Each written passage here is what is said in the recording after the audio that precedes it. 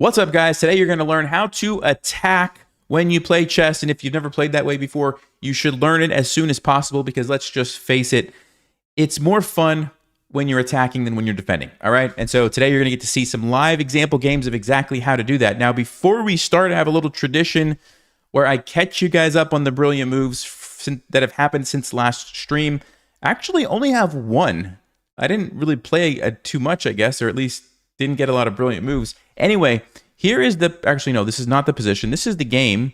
I have two rooks lined up here. You can see that. So I actually sacrificed my knight because when they take me back, I would simply take their bishop, okay?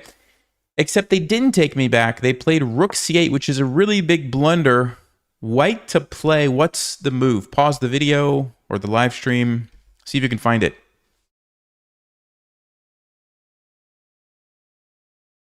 All right, if you had a chance to look at that, knight to c7 is a brilliant knight sacrifice. The point is the king is actually trapped, so you have to take the knight, and we've now lured the rook away from defending the square. This is, I think this would be called the deflection tactic. You deflect a piece away, and now the rook can simply come down, checkmate. The bishop is supporting. This is a nice pattern if you've never seen this before, where the rook is attacking the king. It's defended by a bishop. They just work so nicely together. Of course, you need there to be a piece here, so the king can't run, but in this case, there's a pawn, and so that's the checkmate. Okay, so that's a pretty nice one. Knight c7 was the brilliant move. All right, that's all I have for you guys. So we went from 117 to 118 on the brilliant move counter. But having said that, we're going to play some games. So here we go. I'm going to play rapid games, 10 minutes. And my rating is 2458. So let's see if we can get to 2500. And as usual, I'll be explaining what I'm thinking about, how we're going to approach the game to get into those aggressive positions so we can attack. And then, of course, at the right moment, we're going to be looking for some sacrifices. Usually, if you're attacking in the right way, you're going to have to sacrifice at some point to finish off the game. All right, we're playing against the 2000. So this is actually a very dangerous situation because we could lose a lot of points if we don't win this game. All right, so he's playing the Caro-Kann. I love playing against the Caro-Kann. The von Hennig gambit is really, really good if you want to attack. So you go bishop c4. Okay, most people here will take back. That's what your opponent's going to expect. We're not going to do that. We go bishop c4. And now we go f3, and we're threatening to take back and get two pawns in the center if they let us. And if they take us, well, that's fine. We get to develop our knight very quickly. We're down one pawn. And then the other thing about this also is that, oh my goodness. Okay, I'll tell you what I was going to say. Just like the other thing is the rook can attack along the f-file. And we get a trap, very common trap, which they fell right into, bishop to g4. So if you would like to pause, if you've never seen this before, what's the move for white? All right, there's actually two moves. There's two ways you can do it. You can play knight e5, giving up your queen. And if they take you, you have checkmate. They could play bishop e6. It's an awful position for them, but the game does go on. The other way you can do it is sacrifice the bishop first, which is what I'm going to do, to lure the king out. Then we jump in with the knight, and black's in trouble. Now, why are they in trouble? Well, we're going to get our piece back after the fork. This bishop on g4 is going to get captured. And the king can no longer castle and is very, very weak. And that is the bigger problem for black. Okay, so here we go. We got the piece back. We come out with the queen. A very common trap, like 23, 24, even sometimes 2,500 rated players will fall for this one. And so make sure you pay attention to that. You faced the Cozio defense in an OTB tourney last week and got smoked. Can you get around to making that Cozio video, please? Yeah, wow, I haven't actually played that in a long time, the Cozio defense. I'll have to see if I have time for that. That would be interesting. Okay, so he decides to not take, which is fine. We can probably just leave it there. If they ever take, we just come out with the queen. And what's going to be the most valuable thing in this position for me? Well, I think getting my king out of the center and getting the rook involved in the attack. Rooks are very powerful pieces. We want to get them involved in the attack. Now, in a normal game, black would be threatening to castle, and their position wouldn't actually be so bad. But this is not a normal game because remember, earlier we made their king move. Once you move your king in chess, you cannot castle. So this is not something we have to worry about, which is great news for us. We know for a fact the king is going to be in the center, which helps us attack it. So what moves am I looking to play here? Well, first, let's think about the trade. Takes. I have this check, but there's g6, and I don't really see a clear follow-up, so I don't think I'm going to do that. I think I just want to get more pieces into the game. Probably this rook I want to come over. Of course, queen e2 looks like it would be good, except for the fact that I'm going to lose my pawn here with check. Now, in the spirit of attacking an aggressive chess, that might actually be a nice gambit to make, because then we could play bishop e3, hit the queen, the rook can come over. I just see one problem with it.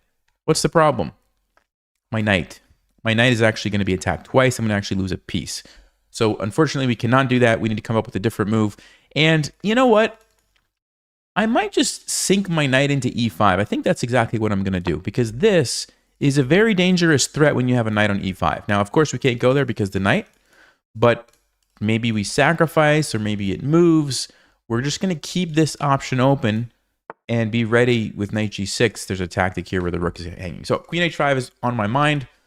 I think I'll just move the queen now, and if they take, I just take back, chase this away. Really like that position. Also, bishop f4 looks pretty good, just recapturing with the bishop. Lots of ways to do this. I think we'll go queen e2. The point is, we're just going to recapture. Actually, we could take with the queen too. Hit the pawn. So many good options here. Let's think about this. This one I like, because how are you going to defend the pawn? No, you could go to d6. Actually, you could go to d6. I don't want to let that happen. Let's take with the pawn.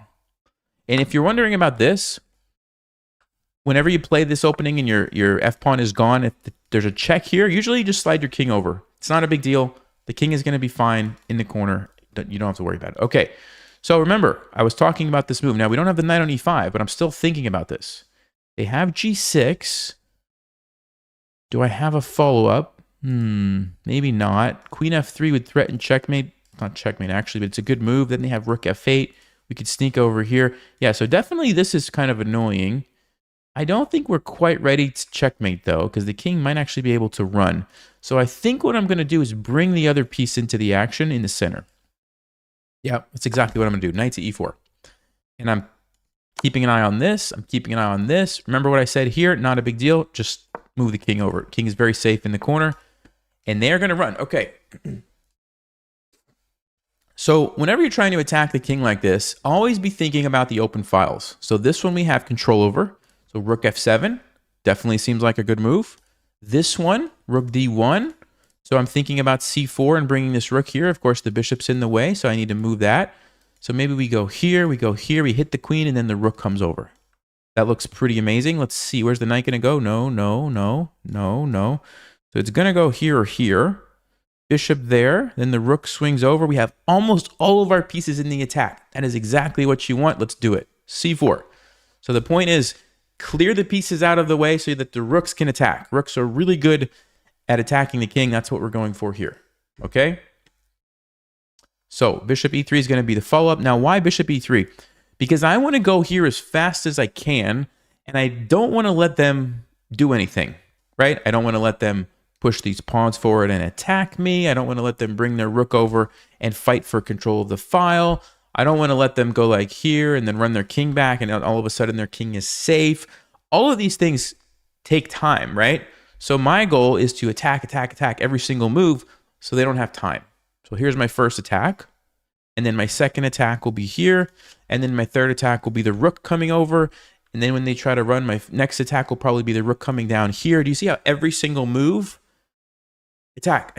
Like that's how you want to do it. Because if you slow up, they're going to be able to recover the position in most cases. Okay, so they go back there. Fine. Let's see. Do we need to change our plan? I don't think so. I think our plan is good. Let's do it. Bishop e3 attacks the queen. We have rook d1 coming next. And they're going to be in very big trouble. Another thing about not castling that sometimes people don't realize is your king is in between the rooks, which means the rooks are not protecting each other. They're limited in where they can move, as opposed to my rooks. I can move them wherever I want. They're protecting each other. My king is not in the way causing problems, right? Okay, so they block. yeah, let's just keep going with the plan. So bring the other rook. So look at this. Now we have all of the pieces in the attack. This is amazing. This is amazing. And it's just a question of finding the finishing blow, okay? So obviously you start with the checks. So we're going to look at this, but they have g6. And then I guess we don't have a checkmate. So we need to find something else. Let's see. I'm thinking queen f3. Why? Because we've got the king cut off here. So now this is checkmate. And if you try to bring your rook, then I will go there. And on g6, guess what? Now I can take the pawn. Okay, because the rook moved. So that's one thing. The other thing is this move looks pretty amazing as well. They could trade their bishop, but then we recapture maybe with the rook. Yeah, the queen moves somewhere, and then we take this. Oh, that's defended. Never mind. So maybe we do have to take with the pawn. They move their knight over here. Ooh, check, and the bishop comes in. Ooh, wow. So yeah, this looks really good, but we just get a pawn. They force a trade. I actually don't want to trade rooks. Here's why. As soon as we trade rooks, the king can escape. Yeah, we're not going to do that. I think this is the move, guys. I think this is the move, and you'll see why in just a second. Okay, so here we go. Check with the knight. We the Rabble. Hey, thanks. Thanks a lot. I hope you're learning. Appreciate that. Okay, so they take us. Now, why did we want this? Because now my pawn is going to come in. And remember, every move that I have played has been attacking something, right? Let's go back for a second. Let's go back to like this position. We attack the knight. We attack the queen. We attack the king with a check. We attack the king with a check. We take back and attack that. Like, they haven't had a chance to breathe, right? That's what you want. That's the perfect situation when you can just keep attacking every single move. Okay, so here we go. This, it's just a question of, do we go check first and then bring the bishop in? Or do we start with the bishop and then go there? What do you guys think? Actually, that's a tough question because they both look really good. Normally, I would say you start with the check and then check. Oh, wait, is that just check? No, because they could go here, check. They can run, check. Let's see. That's actually forced mate. I think this is also forced mate. I honestly don't think it matters. I think you could play either move and win. But if you're not sure, probably go with the checks because there's less chance that you made a mistake, right? So we'll go with the checks. It looks like a forced win. He only has two options, okay? And then the bishop comes in, and then it's all over, right? It's all, you can see all of our pieces are working. Here we go. Black's rooks are not doing anything. Knight's not doing anything. And now we could do this. And they take, and we trade a bunch of stuff, and we have a winning endgame. But why would I do that when I can go here and win the game immediately? Do you guys see that? Look at this. This, and this, and this. So you either move here, and that's checkmate, or you move your queen here, and that's also checkmate. So it's checkmate. Okay, cool. Good game. Hey, we got a brilliant move. Yes. All right. The brilliant move is the bishop sacrifice because they messed up the opening. Very common trap, like I said. So that's one reason you should play the Von Hennigan Gambit. Okay, so we had a good game. 92. Had a pretty good game. Brilliant move. Let me update the counter. 119 brilliant moves. Great. And let's see if we did anything wrong. I don't think so. So we jump in. RYC 105. Thanks for all the amazing insight. I've been watching for years. One question. Can you change the board color theme every week or two? If not, maybe you can explain why you don't. Thanks.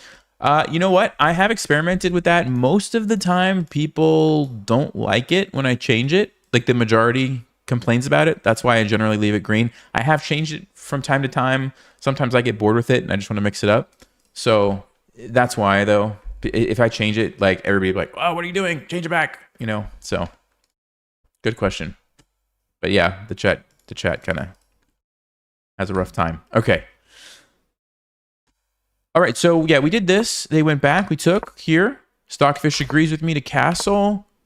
And okay, so Stockfish would have actually traded this. Let's see if we can figure out why. They would have traded it, gone with a check, and then gone queen h3, giving up this pawn. So they're giving up the pawn because it doesn't really make a big deal. You tuck your king. And I guess they're saying, look, by trading that, we've really just cleared the files in the diagonals, and now we can keep attacking.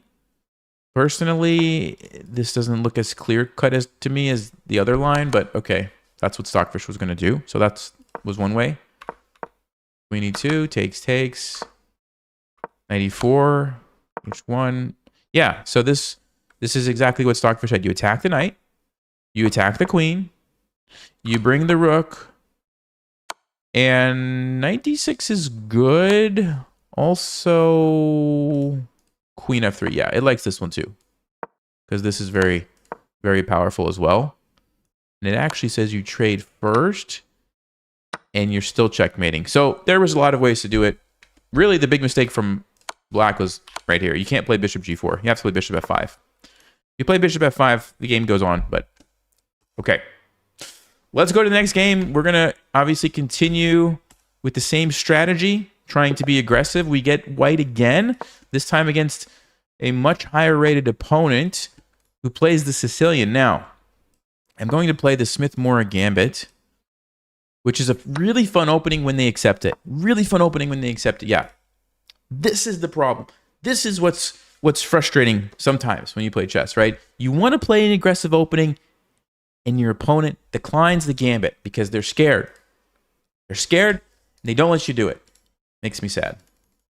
Well, unfortunately, we can't, I mean, you can't force them to play certain moves. You have to just go with it. So this is what I don't like. It's so much more fun when they take it, but this way, well, it is what it is. Okay.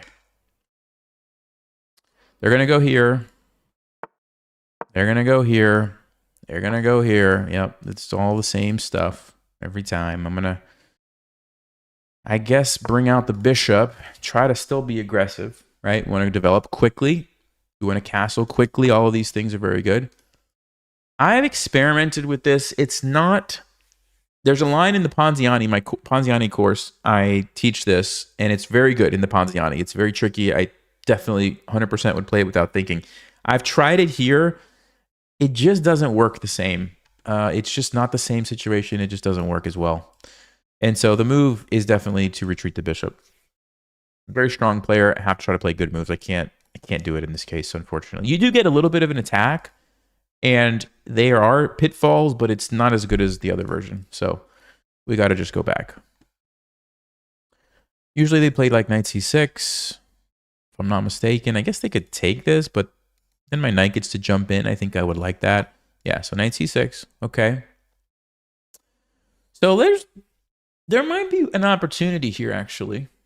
There might be an opportunity to play some aggressive chess. e6. Now, why would I want to play this move? Well, if they take with the bishop, I take, they take. We've doubled their pawns, but we've created some long-term weaknesses, and we've made it hard for them to develop their bishop. I kind of like this as an idea. I've not actually tried this before. If they take with the pawn, then we jump in with the knight. That looks very annoying. We do have d5, but then we can play queen f3, knight e5. Ooh, is it worth it, guys? The normal move would be to take here. You take here, you castle, you know. That's the line that I've played a lot. This one's risky because you're giving up a lot of pawns and you don't really have an attack. Takes, castle. Should we do it? Okay, let's do it. This could be a mistake. I don't know. I mean, I'm pretty sure Stockfish would say not to play this move, but I'm just not sure how bad it is. But I like some of the ideas. So here's the key principle. If you can prevent your opponent from developing this bishop, it's very, very annoying for them, right? Like normal people want to move this at some point, bring the bishop and castle. That's what you want to do. When I put a pawn here, you can't do that. Even if you take it and you're still stuck, right? Let's take. So we slow them down. Now, eventually they're going to be able to figure it out. Maybe they come over here, maybe they push and then do it, or maybe they just castle the other way and they're fine. But at least it gives us a little chance to launch an attack here. So that's what I'm going to try to do with knight g5. So we're hitting the weak spots and we're unleashing our queen to join the party somewhere. I'm not exactly sure which one we're going to go for yet. I assume they're going to play here. And now I have a decision because option number 1, we attack this. If they castle, we have a fork, so I like that. Can also just go here and attack it this way. We're down 2 pawns. If we get one back and the knight's on e6, that would be pretty valuable. So queen f3, the move that I expect would be knight e5. Knight to e5 is very annoying. So we could take first. Yeah, maybe I should take first. They can't play h6 because we have check. Yeah, let's do it. So my point here, guys, is I want to control the square. Because now this is a much more annoying threat. How do you deal with this? You can't play knight e5. You could castle, but then I get a fork, right? Fork the rooks. So I don't know what black's. You can't play h6. This is very common. When you have a queen h5 check threat, they have to have a way to deal with that. And usually it's going to be g6. But as soon as you play h6, you can't do that. Yeah, so they do play g6. They're going to try to go this way. Okay. However, queen f3 would threaten this.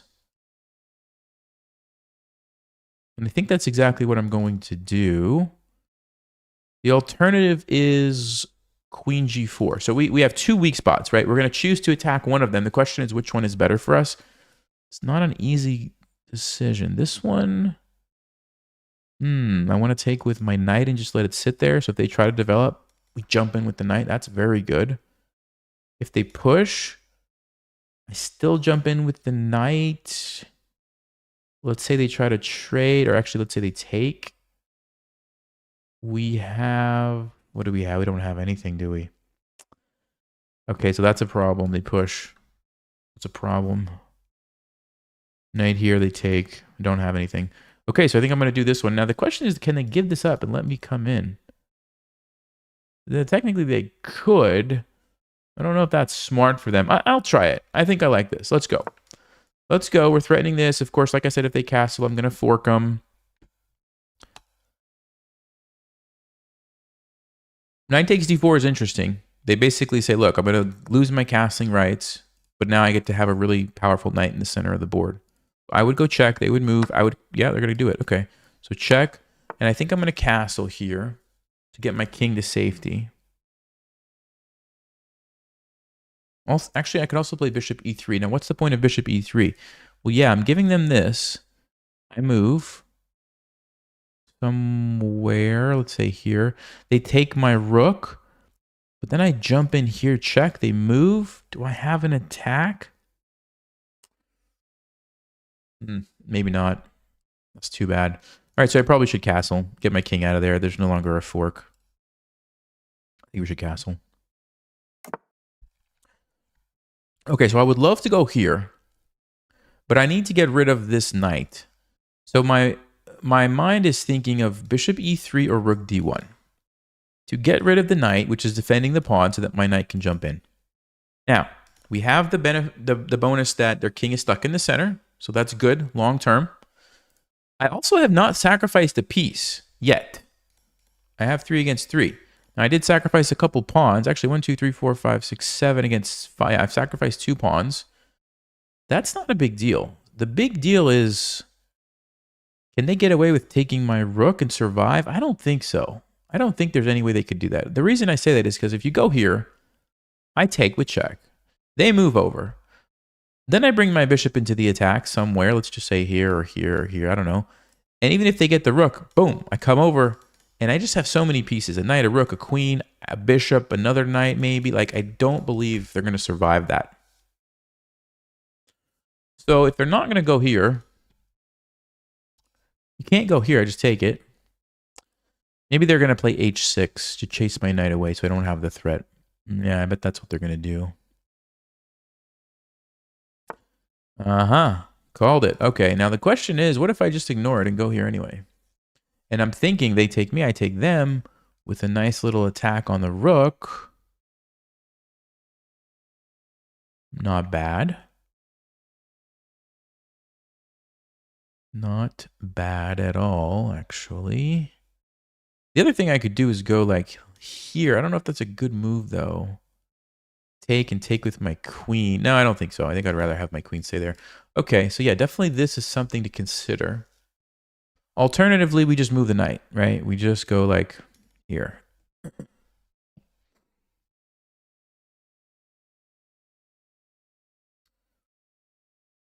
I guess if I really wanted to be crazy, I just leave the knight there and I let him take it and I just come out with the bishop. But the problem is I don't have a clear target. I don't think I want to sack the knight. Okay. I'm really thinking bishop e3. Let's see. If they try to move, then we jump in. So they can't do that. If they play d4, we just take. Yeah, so they're going to have to go for the trade as far as I can tell. And then they're going to play this, and I'm going to probably just go back. Do I like that position? I think so. I think so. Let's do it. And basically I'm saying, yeah, I'm down some pawns, but my king is safer than their king. Their king is stuck in the middle. Their rooks are disconnected. Bishop is pretty bad. And so all of those little things I think are good for me. Okay? What's up, Rob? Hey, Steve. How are you guys? Okay.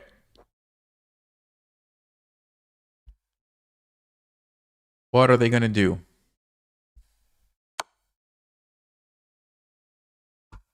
Okay, now that's a move I did not think about. That was actually very smart. In between move, saves the knight, and he still take me. So I kind of lost a piece. That's not ideal, actually. Now, I still think our position is not awful because of the position of their king. Obviously, I would have liked to keep my knight on the board if possible. The other thing that I'm noticing is this knight actually looks trapped. Almost, except for this square. I wonder if we can take advantage of that. I guess it just escapes here, though. Too bad. Okay, well, I need to keep the attack going one way or another. So either I take this, or I develop this knight over here to try to somehow come into the game and get my rook involved. Which one is it?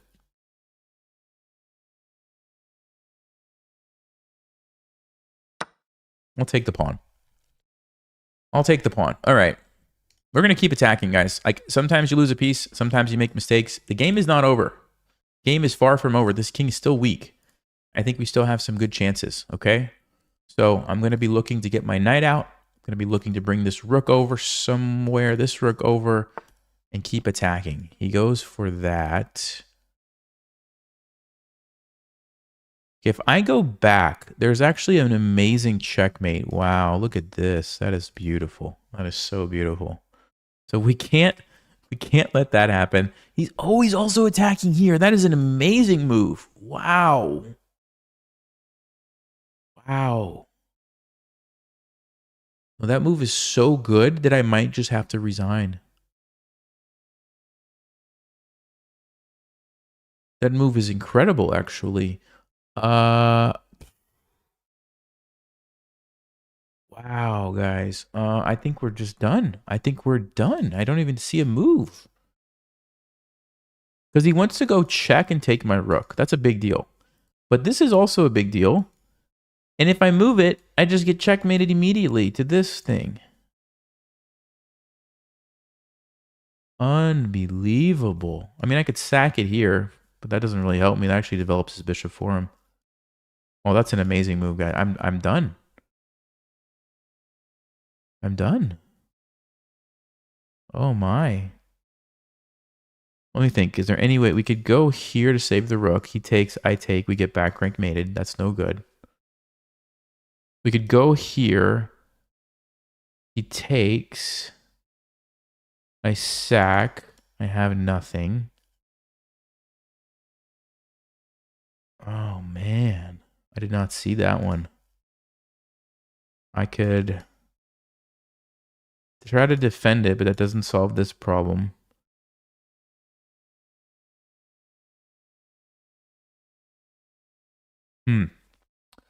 I think we're done. I think that's it. I'm trying to see, I could go here, but he just takes and then he still wins the bishop. Yeah, well, that's an amazing move. So I think it's time to resign, unfortunately. And let's see if we made any mistakes or if they just played a really good defensive game. I don't know. Let's see what's going on.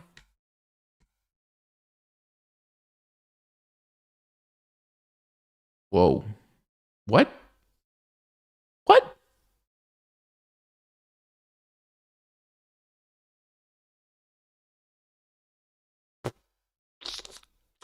Well, I mean, if your opponent plays 100 accuracy, you're not going to win whatever you do. So, yeah. All right.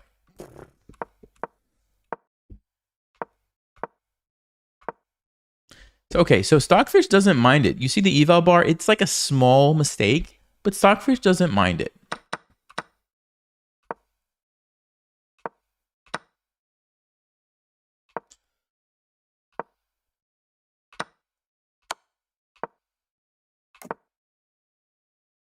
H6, best move. Yeah, I missed 92. And then, obviously, I missed Queen B5. I mean, I don't know. It's possible that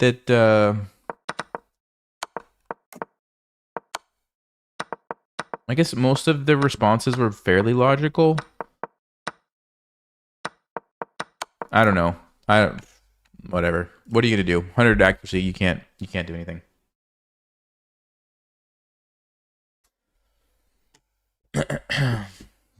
I'm not gonna say anything. I'm just gonna play my games. Okay. I have really been enjoying E5 and D5 against this. Now, this is the England gambit. And most of the time you play that, you're going to go for this. There's like some cheap tricks you can go for with knight c6 and queen e7. But if white knows what to do, you're going to just end up in a bad position. What I have found is that playing d5 is really interesting. Because a lot of people are tempted to just take you right away. And then you just develop really quickly. And you're down one pawn, but who cares? And then this is the other option. And what I actually end up doing usually is playing f6. And it's kind of like, you remember that Caro-Kann game? Where we sacrifice the f pawn to open up, right?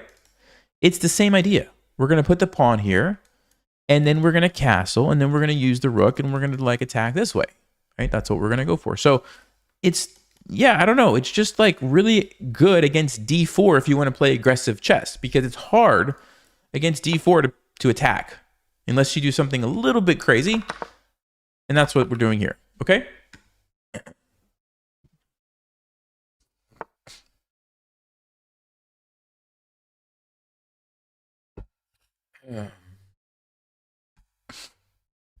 Okay, so they go bishop f4, and like I said, I think now is the moment. We'll play f6. So we're putting pressure here. We might take this back at some point with our bishop coming out. And if they take us, we're very happy, because then we just get that same position like I just said. We get to use the f-file, and we get to attack, okay? So e3, if I want to put pressure here, but I also don't want to waste time, and I want to develop my pieces quickly, what move should I play?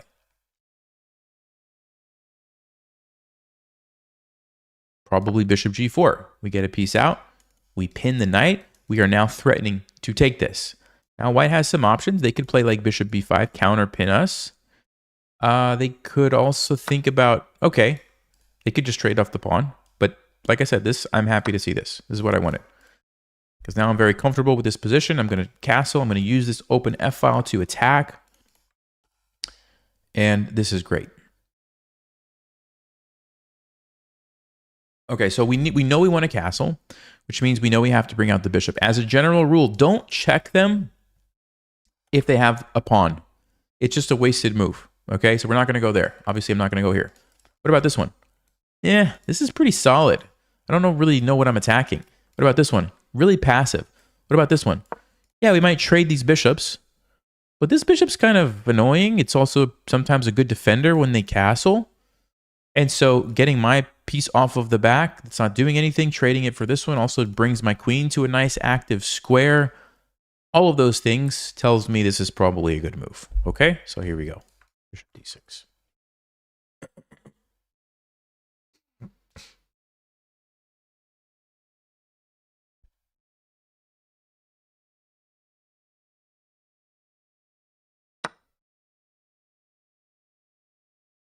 Okay. We take.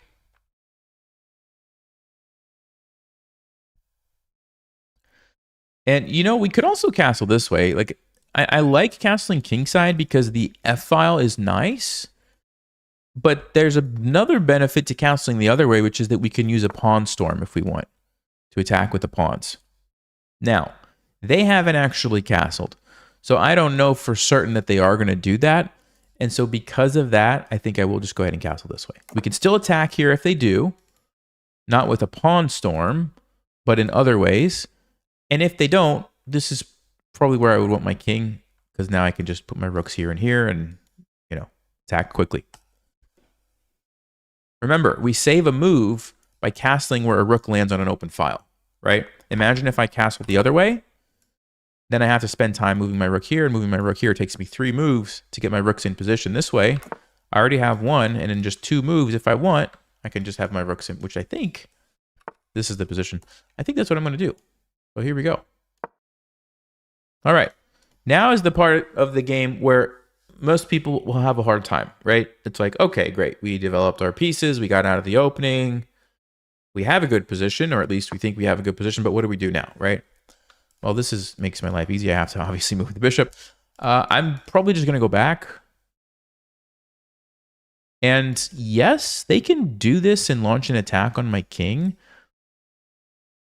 But I don't think they really want to stay there. And then if they can't castle this way, they might try to castle this way. But then my bishop's going to actually be lined up there. It's going to be hard for them. I think that's fine. So they can do this if they want.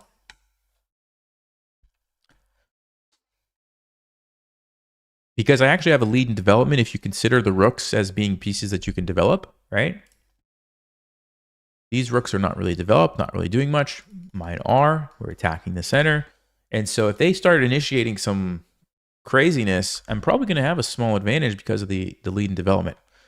So I'm not really concerned. I'm just going to go back here. Whoa, and they do castle. Okay.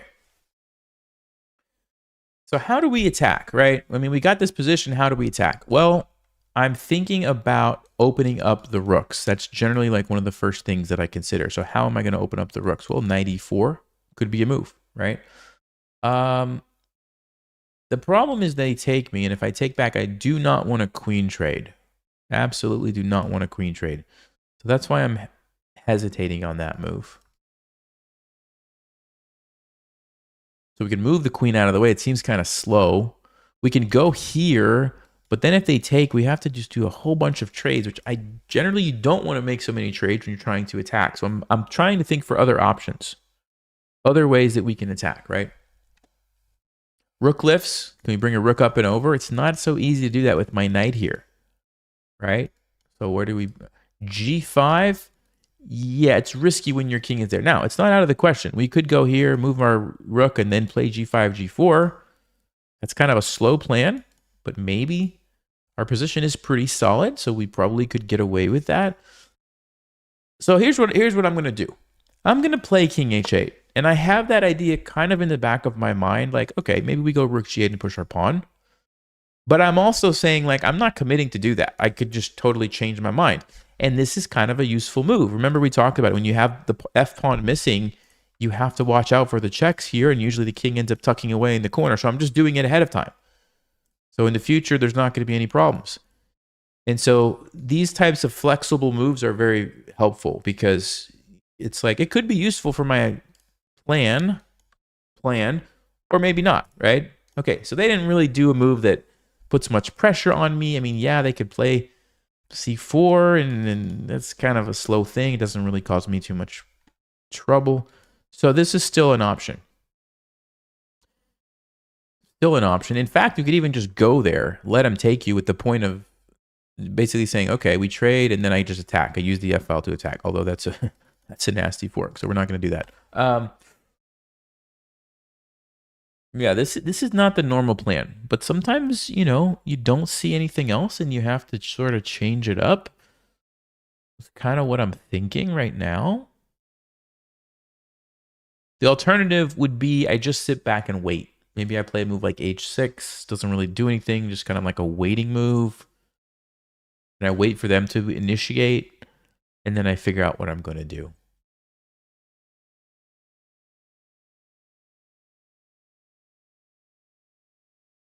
This is tempting. H6, rook G8. I like this because once we get the pawn here, things start happening. I'm going to do it. I'm going to go rook G8. I do think this plan is actually valid here. And of course, they could stop it with G4, at least stop me from going there, but then they create other weaknesses, and maybe we even just sack one of these pieces to open up the king, and then the queen can come over or something like that.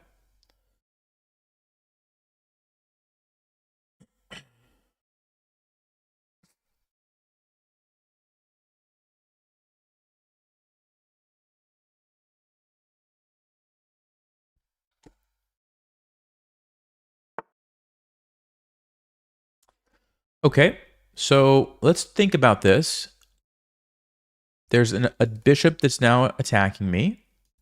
The knight might want to jump in, might want to trade. I could trade and then do something like this, or I could just keep the bishop on the board. I'm leaning towards that option. There's this square here. I don't love that, but we can always chase it away. Yeah. Generally speaking, if you're going to attack, you want more pieces, not less pieces. And so I'm going to go here. I'm going to keep the pieces on the board. Give myself the best opportunity to generate a nice attack. Okay? Of course, this one, we can't obviously do anything about that. All right? And I'm actually going to take with the pawn. Now, why am I taking with the pawn? Double pawns, it's not really a big deal. As long as they're connected, a clump, it's not a big deal. And it supports my center. Also, if I want to use this file, I can use the file. And so look at how solid this pawn is now because of this guy. That's why I like it. Okay. I think we go G5. We don't want to let the knight jump in and attack me. And I think we just go for it now. We're threatening G4, very dangerous threat. They have to deal with this. They're probably going to bring their knight in, which is fine. But we're trying to open up our rook. Because if we can open up the rook on the king, we're in business. Okay? And of course, if we could go here right now, that would do the trick. We'd have a fork, which is the ideal situation. We take, bam. Now, after knight d4, it's a little tricky because they could push by. And we have to know what's going on. So, knight d4 push. I don't think they would take. I mean, I guess technically they could take, but then we've pretty much opened it up. They push by, though, g3. They push by, then we could try to sneak over. Yeah, that actually could work. Okay, so maybe that is... And if they do take... I don't know. Just like rook here and just double up.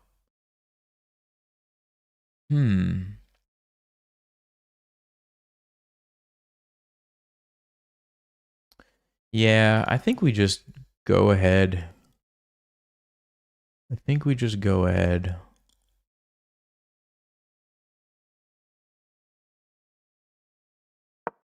Because the point is, it's not about the pawn, right? It's about the rook. It's about opening up the file. Now, you could make the argument that if they take and they're able to defend this and create this really solid blockade, my rook's not going to get through.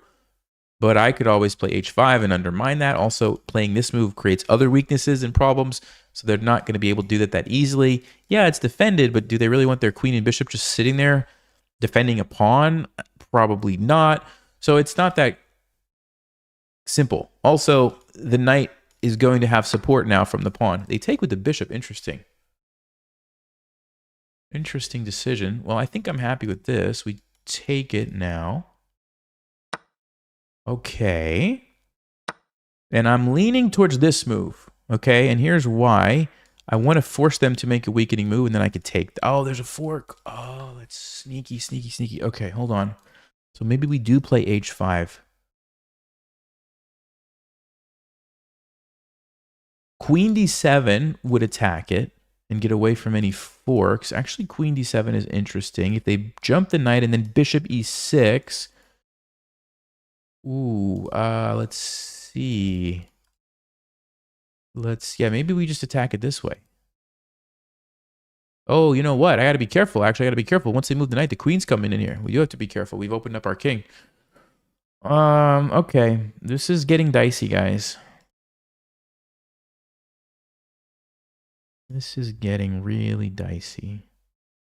Boom, boom. That's not checkmate. That's the problem. I wish it was checkmate, but it's not. If we do that, we go there. We do that. How do we get support?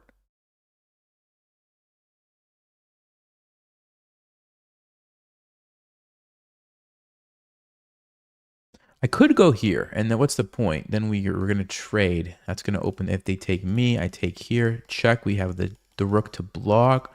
Okay, let's do that. Let's do that. This knight coming in here with the queen is very dangerous, right? Because then I can't block. We can't really allow that. So I'm basically saying, look, I'm going to have to make this trade. Now the queen checking me is not a big deal. I can just play rook g7. The game goes on.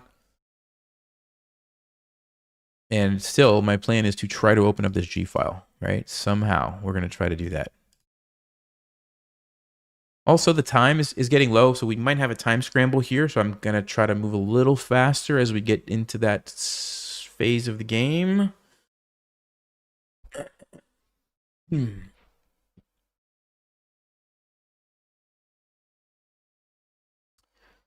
I'm anticipating one of these moves. Question is which one? This one, I'm definitely going to... Actually, which way am I going to take? This is interesting, too. Ooh, I was going to take this way. Because you hit this, and if they try to defend, you come in here. But this one is also interesting because then you might think about going this way. On knight f5, I guess we just take... Now, do I play c5 and stop the queen, or do I ignore it? I could play rook here. f3 runs into... No, then it's check. I go back. We get attacked. 3-6, 3-4-5. I don't really want to trade queens. Of course, I'm thinking about sacking, but I don't see the follow-up here. Actually, wait a second. No, he's going to get away. He's going to get away, right? That almost works, actually. All right, guys. Well, I got to make a decision. So I am going to go here. I don't want the queen coming in. I don't know if it's the right decision or not. Maybe I should have went with my rook instead. This is almost checkmate because takes check. If you go here, you're mated. The problem is there's king f3 and I don't have a solution. Now the queen comes up. Okay, so what do we do? Let's bring the rook up. No. Let's defend this first because I know he's going to attack it. And now I'll bring the rook up. Or maybe I'll go here. Maybe, I don't know. This is a very tricky position.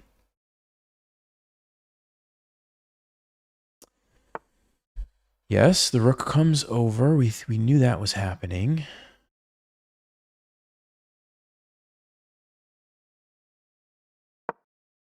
I'm going to try to line up here.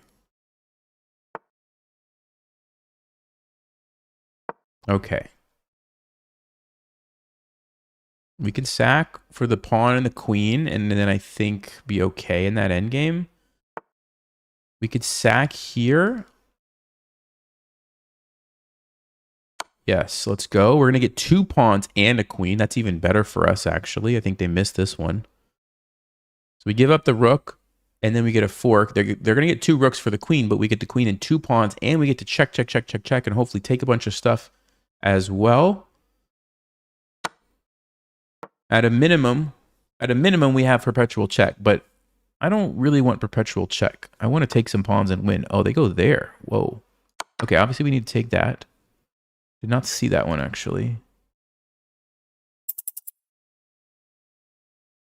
I'm going to go here. I'm threatening these things. And if this happens, we just take back. What an interesting position, guys. Okay, we got to be careful, though. The rooks are tricky, especially with the pawns. Like, this is dangerous. Okay, let's get rid of that. Got to be really careful about my next couple of moves here. Also, the time situation.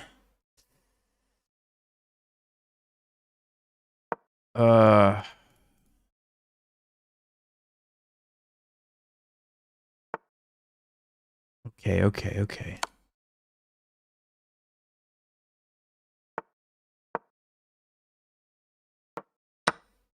I'm looking at this one. I got to make sure I don't get checkmated somehow with these rooks. Also, don't lose on time. We have checks here and here. It's probably tricky for him to find the right moves too. Okay, we'll set a little trap. He doesn't fall for it. Ooh, I don't like this. I don't like this. No, I'm not going to be able to get away from the checks.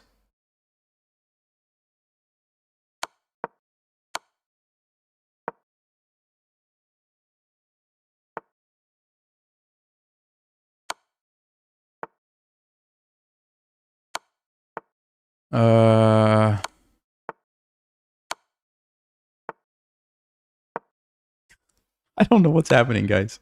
I really don't know what's happening.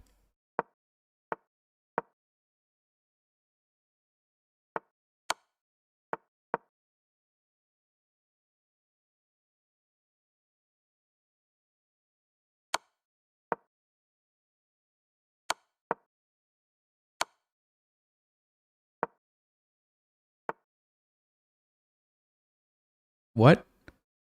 Oh, that's a good move. Ah. No, why didn't I move the pawn? No, no.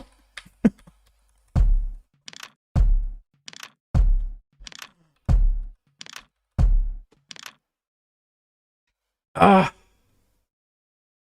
I was in trouble because my king was trapped. I was going to lose my queen, and even if I move my queen, I'm gonna have to bring it right back. So I was just, there was no moves. I was losing basically.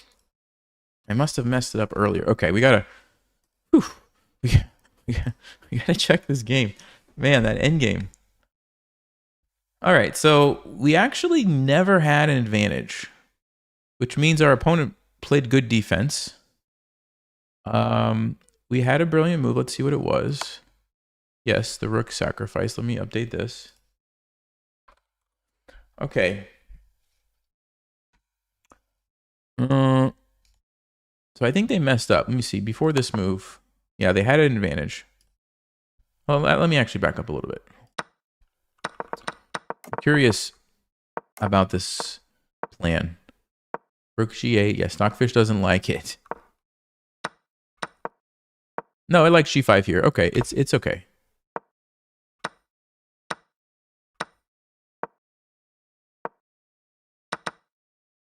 Yeah, it's fine. It's fine. Okay, so they messed up. We get the brilliant move. We come in. It's supposedly a draw. Check. Check. H5, still a draw.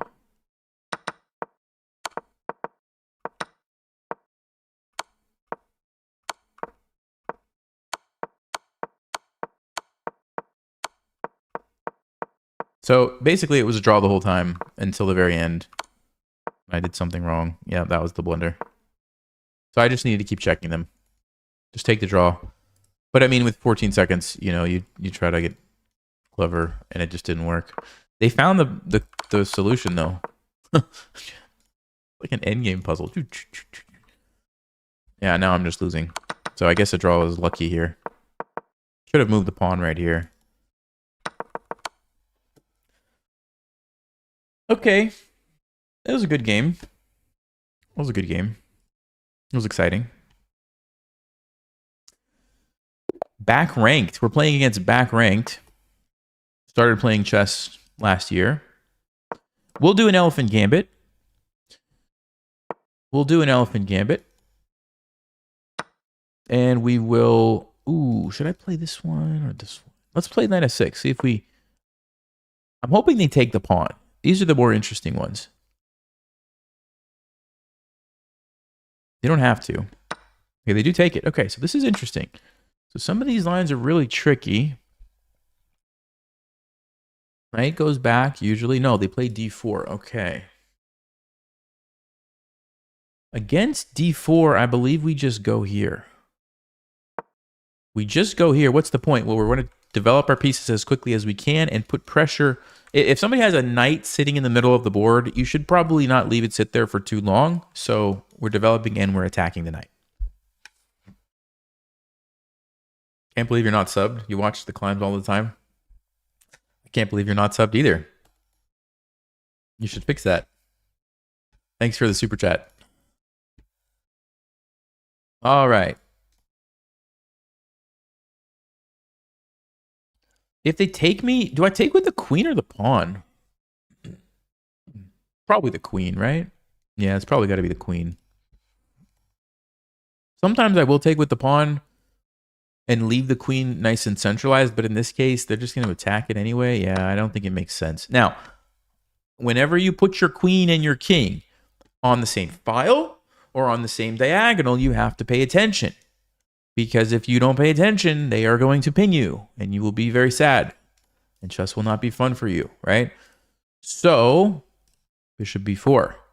Now, if they go there, I just take it. Because knight is pinned. Queen e2. Okay, queen e2. Yeah, actually, I think this is one of the lines. I was looking at some of these lines a while ago. I'm pretty sure this is one of them. And what am I supposed to do? My instinct says just develop. Just develop. Now, whenever you put pieces like this, you also want to ask yourself the question, am I about to get forked? In this case, no, I have the thread here. I also have it defended very well, so we're fine. I think this is the move. I think they're going to go queen b5. I think this is a line, actually. You go here and you, like, trade the queens.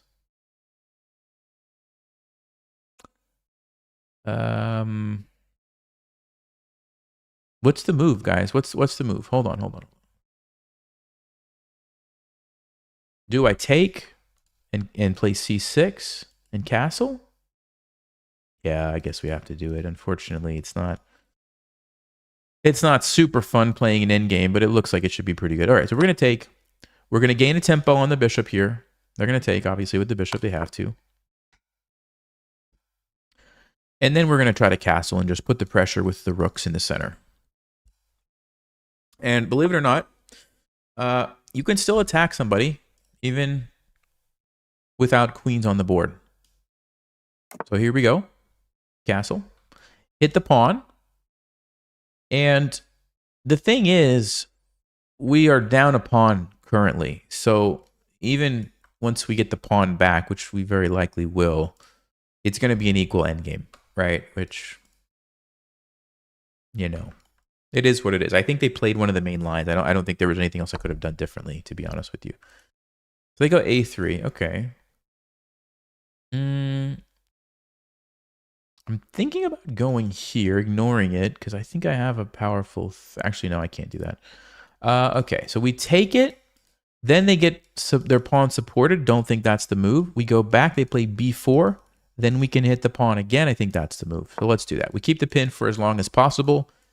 If they really want, they can go here, but then we just drop it back, and we guarantee that we get our pawn back. Of course, if they push it, we just can take it multiple ways. We have two attackers, and so the only way they could try to save the pawn is bishop e3. If you guys want to pause, I think we have a nice move there. Actually, don't pause. It's not like a tactic. It's just like we could probably jump in and hit both of these. Now, there is b4. No, we would actually... Well, actually, hold on. Takes... Yeah, it gets a little interesting after bishop. So bishop e3 would be an interesting move for them to try now that I'm looking at it. We could also play bishop b6. Then they have knight e2. Can they hold on to their pawn? My instinct says to just play knight d5. Just not sure what happens after b4. Takes. They take. I could jump in here, but then there's this annoying rook. Do we have something better? We could go here to try to get the bishop pair. Bishop e3, huh? 95, b4. They're going to try it. They are going to try it. If I take and then go here, they can always just go back. We don't want to do that. Bishop b6 is another plan, but then 92. The question is, how do we win back our pawn? Because I really think, I mean, I don't have to worry about it. I guess I can just develop and keep playing, but I thought I was going to get the pawn back. 95, b4. What if I just go back there? What's going to happen? If they take me, I take, they have c3. Don't love it. If I take here, they just defend that. Don't love that either. This is amazing. I thought for sure we were getting our pawn back, guys. Now I'm a bit perplexed. Well, I guess what do I do? What do I do? That is the question.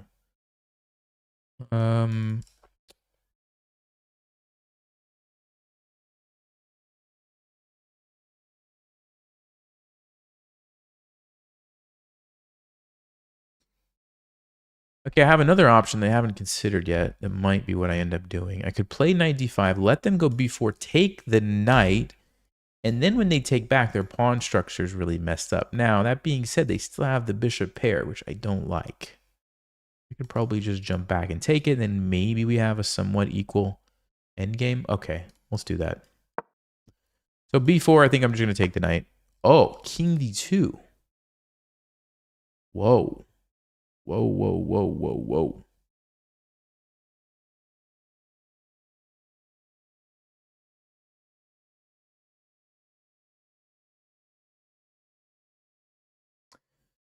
Yeah, for some reason, I thought we were going to be able to like attack them if they did something like this, but I don't know.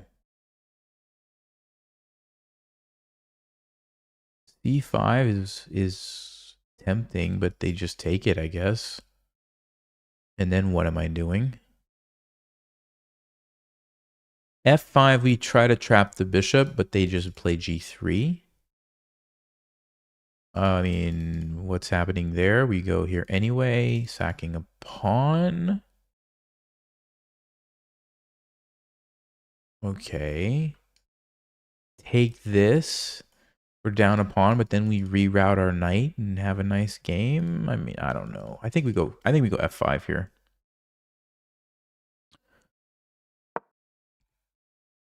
And on G3, I might hold on, I might have some other options too. Wait a second. What if we No. I think I might sack a pawn. The reason is if I go, let's just say G3, if I go F4 and they take with the pawn, look at how bad their pawn structure is. Double isolated pawns, isolated pawn. Bishop is like a pawn, essentially, stuck there. And if they take with the bishop, then I take, and I win the pawn back. So I think this might be the move. I think this might be the move. I'm going to do it. I'm going to do it. I'm going to put this pawn here because I don't want to lose a pawn when I move my rook. And I also don't want them to take my pawn when they go here, which they're going to do. At least I think they were going to do it. So that's what we do. We also stop this. And yeah, we're down 2 pawns, but look at this bishop. This bishop is the worst bishop that I have ever seen in my life. So if I could just leave it there, I would be quite happy. So we could come back. Then no, then they take me. I think we just go here. Let's go there. I mean, eventually we'll take our pawns back, right? When we're ready. When we're ready, we'll take them back. Of course, there would be a discovered attack here on my bishop, except for the small detail that their bishop can't move because it's like a pawn. So we don't have to worry about that immediately. They always have b4, but I don't know. I guess we just go back. Okay, so yeah, they decide like, look, I just got to get rid of that pawn. It's too bad. It's blocking my bishop. And now I think I'll just take it. Okay, so 3-6, 3-4. So we're still down 1 pawn. But these guys are weak. Now my rook can come up. This is a nice target. This is something they still have to pay attention to. This is something they still have to pay attention to. This might be something. I'm feeling okay about the position. Okay. So option number 1, we take here. Option number 2, we go back. Here or here, I'm going to go back. Because if they take me, I think I'm happy to recapture with one of these rooks. Okay, the question is which one? Let's see. I'll do this one. I like where this guy's at right now, keeping the bishop kind of tied up. They have c4, but I'll just move somewhere back here. Not the end of the world. We do have a threat to take this. Also, maybe go here and trade into a rook ending. Okay, so they do that. Yeah, here, if they take me, I have check. Let's do it quickly. Try to catch up on time. I'm threatening something, guys. You see this pin? I'm threatening to take the pawn. Because the bishop cannot move, so we will just take it. Also... Ooh, they didn't see it. Yes. Yes, they didn't see it. Now we're probably winning. We probably are just winning after that blunder. King c3, I just take. I take. They totally missed it. It's one of those tricky tactics, right? You think it's defended, but it's not because the bishop's actually pinned. He offered a draw. No, I think I should try to win, right? 3, 4, 5, 3. I mean, it's even material at the moment, but we have to be winning after that because we're going to get this pawn. We're going to have this Mr. Harry over here to win the game for us. I think we got to decline. Got to try for the win.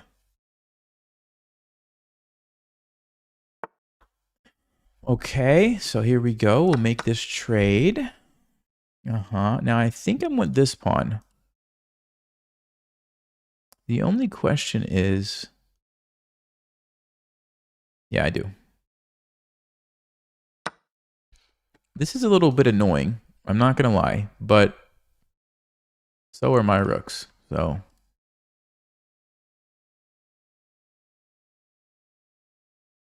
we're even on time, basically, which is great. Yeah, if we can get our king out of this situation. Okay, they go there. Oh, so they actually are going to let me do this. Or I can even run here.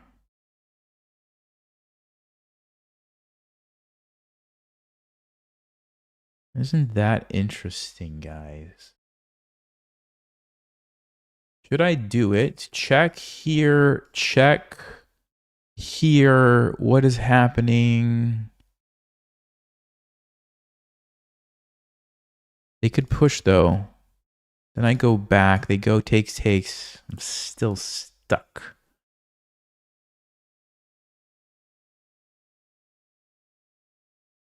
Huh.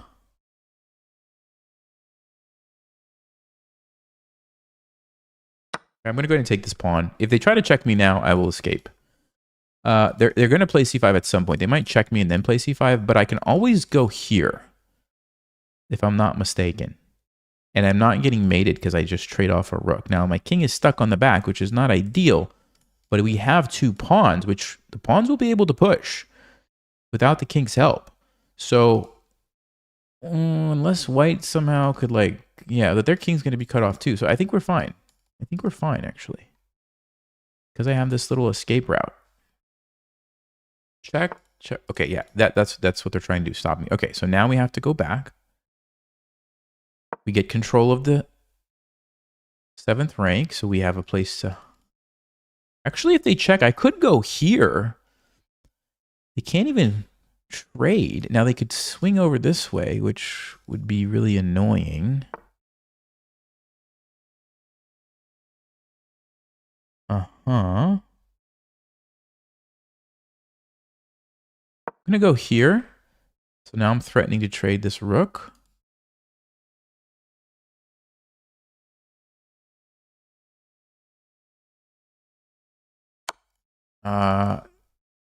Do I? Yeah, I think I need to go this way now. Okay, let's force their king back first.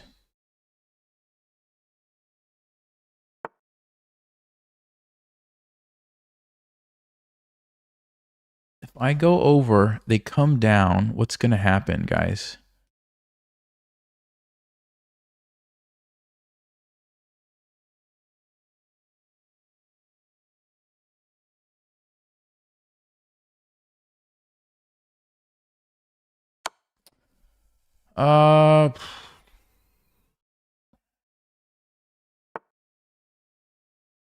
Check.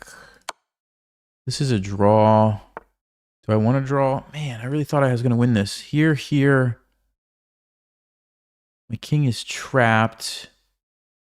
It might just be a draw, unfortunately. It might just be a draw. At least I don't see what to do, because I don't want to get mated here. Check.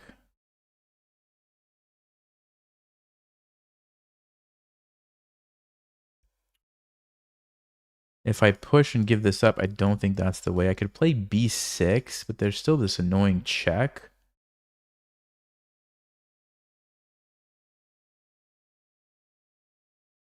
Maybe we try b6. I might lose, but okay, let's try b6.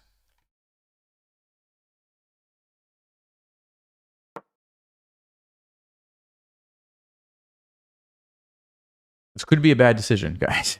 This could be a very bad decision. Two connected pawns is so good. Like if I can figure out a way to untangle this mess over here, these two pawns are going to win it for me. That's why I'm really pressing here, because of these guys. Might be a mistake, but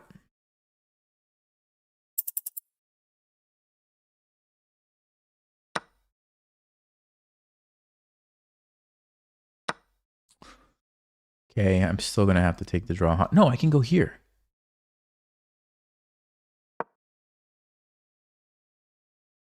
Can go here. He's going to take and check. I'm going to run. I'm only going to have one pawn, though.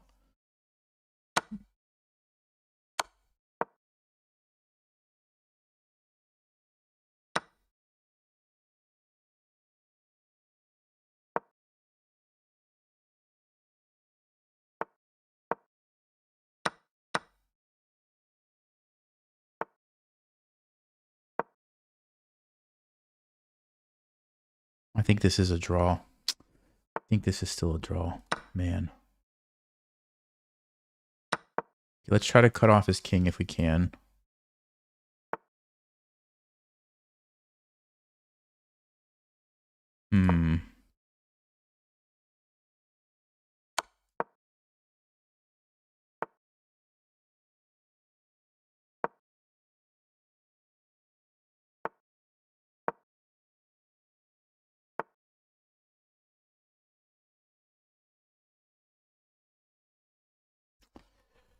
Yeah, it's a draw, guys. There's not a win here. I should take the draw.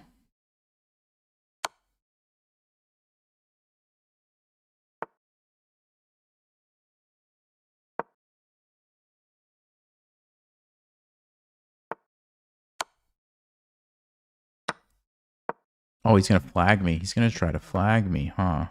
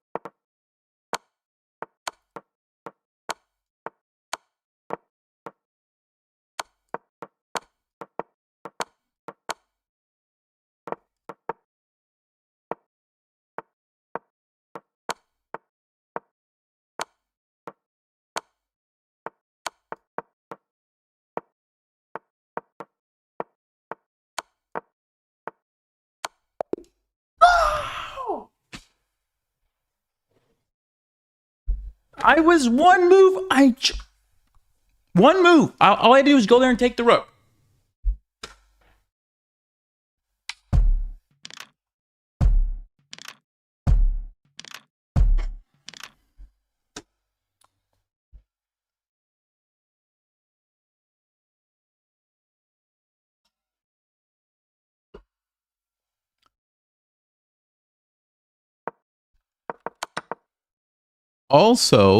Also, if you make 50 moves without a capture or a pawn push, it's a draw. This was move 51, which means we would have to get to move 101. This was move 98. So even just 3 more moves of anything would have ended in a draw. This guy just played 47 moves to flag me in a rook ending because he's upset because I didn't take the draw because I was probably winning.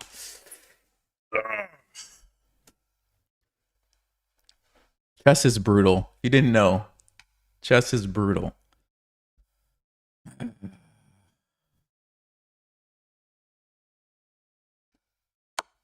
I bet I had an advantage when he offered the draw. Yep. Huge blunder. I have an advantage, so of course I'm not going to take a draw. I'm literally winning. I had to go... Let's see. What was the winning idea? Start pushing my pawns. Just start pushing them. Leave the rook defending this and just start pushing them. And then if they do this, what is the move?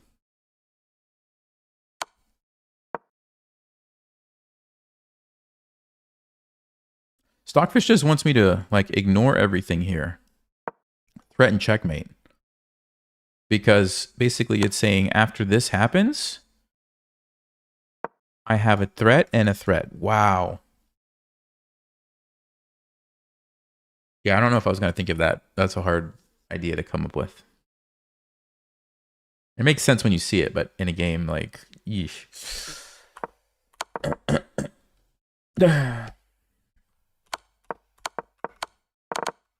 Man. I should have not been flagged. I spent way too long right here. I spent way too long right here. Because I had 30 seconds and I wasted 15 of it. And I just, that's unacceptable. There's no way I should lose that game. There's no way.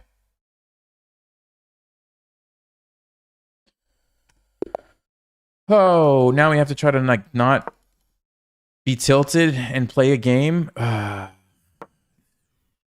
Okay.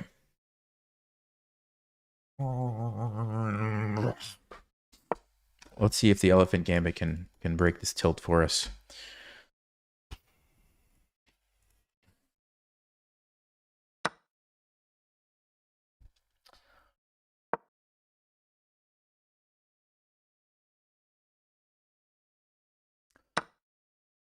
Okay, so this is like... No, not the same game we played last time. That's a different move.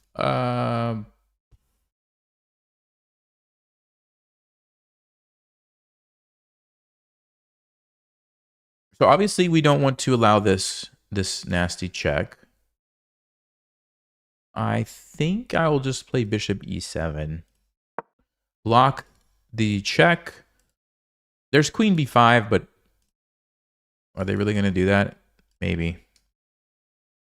Got all these people that are afraid of aggressive chess. They just want to like trade queens, which you can't really stop it in this line. I think that's what they're going to do. I think that's what they're going to do. Or they might play knight c3. Nope. Yep. There you go. Okay. All right. Well, what can I say? I'm going to play knight c6, I think. Remember, we want to develop our pieces. So if you can deal with a threat and develop a piece at the same time, that's probably a good decision. Let's do it. Of course, my queen is defended. So if they take, we just take back.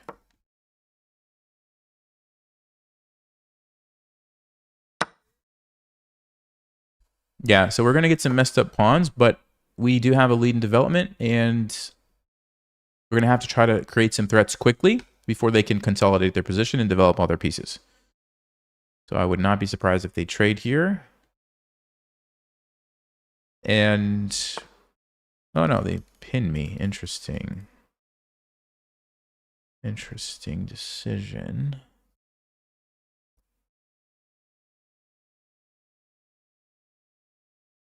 Okay, so I'm thinking, can I go on the offensive a little bit here with knight b4, threatening the fork and also defending? The other option would be if I castle and let him take. Takes. Knight here. Yeah, I don't think that's great for me.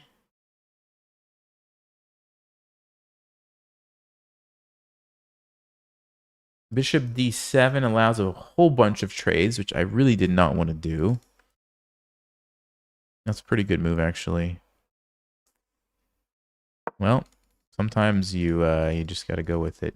Yeah, I'm gonna have to stop playing this line. I've been trying to make it work, but it just doesn't. I just don't like it. Maybe it's because I haven't learned all the theory, but I think I need to go back to my old variation. Let's bring out the king. I think we bring out the king here. So we're down one pawn, but we have an active king. By the way, at the end of the game, when the queens are off the board and some pieces have been traded, your king's probably not going to get checkmated. And we do have the initiative here. He's going to go here, only way to save his pawn. But then I get to put the pressure here with all my pieces. So I do like this.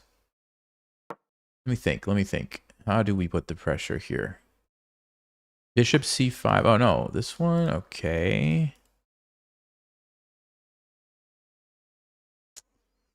Didn't want to trade. I didn't want to trade, but I also don't want to put my knight on the edge of the board. So maybe we do it. Yeah, not ideal. This is not the way.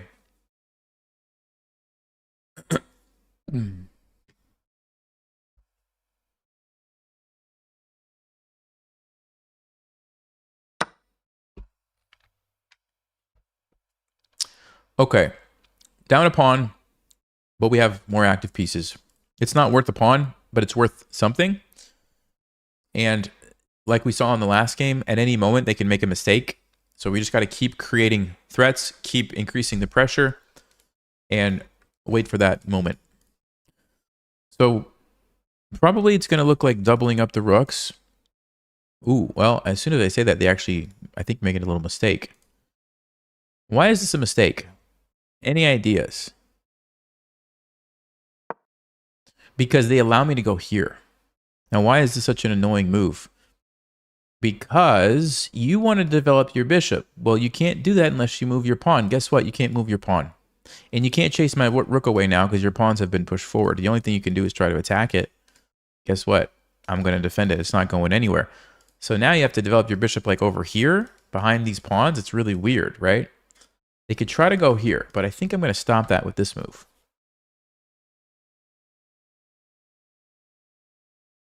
Or this move. Which one?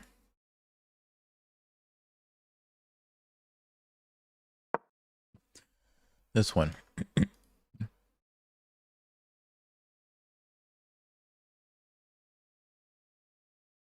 Now, they can try to play g3 and f4, but this is going to give me time to go here. I'll move my bishop back. And they can't play rook e3 anymore. We just take it. So we've sort of jammed them up a little bit here. You see how awkward this is for white? Yeah, they're going to try to get away, but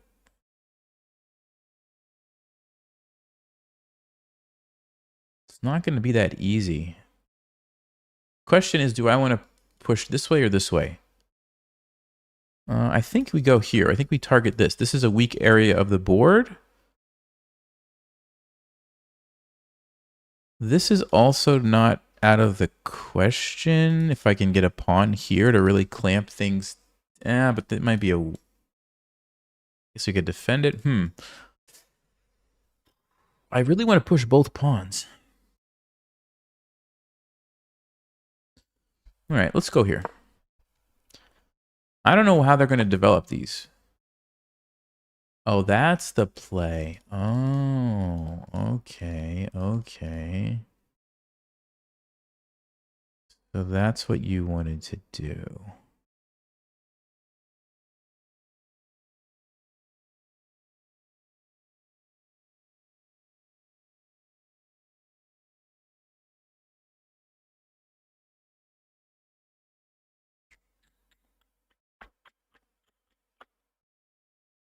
So I'm going to take it. Then what am I going to do next? That's the question. Because they're going to be able to develop.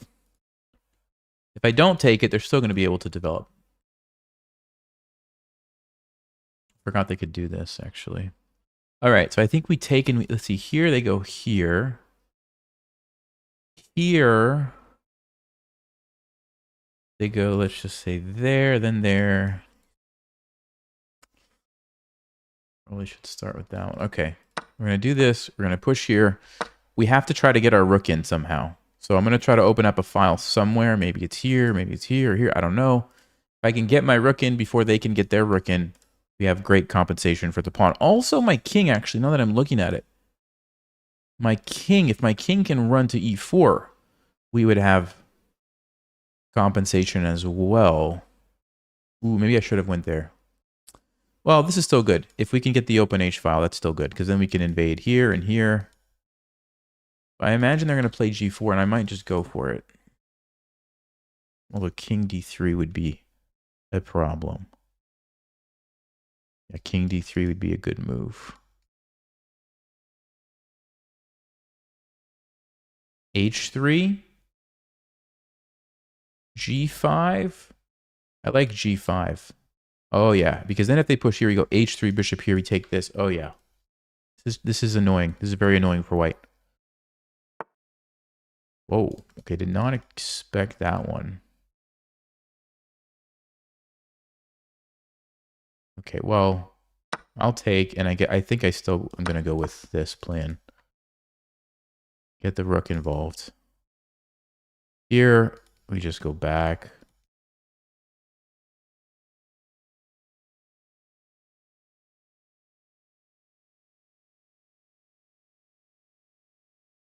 So bishop e3, we go here. Rook there, we can go here. Takes. That's no good for us. We can throw in a check, force the king over, and then go behind. But if their bishop is here, they have rook g1. But we can go behind here, hit the pawn that way. So yes, definitely check and then sneak in behind somewhere. Looks good. I'm assuming they're going to go here. So I'm going to go with a check. If they run this way, we obviously just take that pawn. Looks pretty good. So even though we're down a pawn, it doesn't really matter because we're probably going to win one back here in just a second. And the fact they're still trying to get their pieces in is great news for us.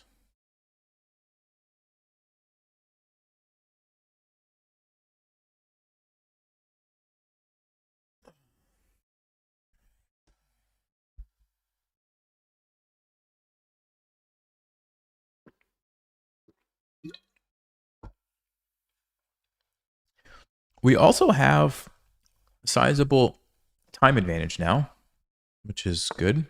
Okay, they push right away. I don't think we have too much of a choice there. We just have to go back, obviously.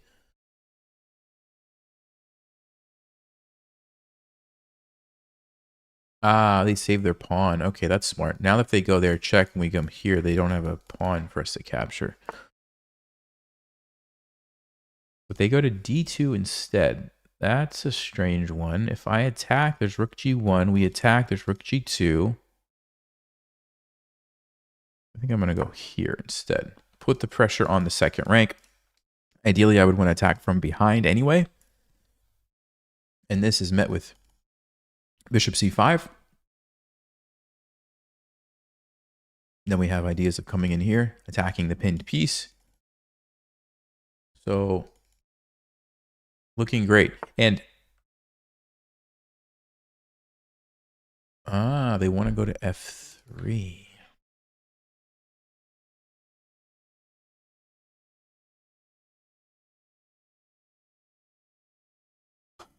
Okay, that's maybe smart. If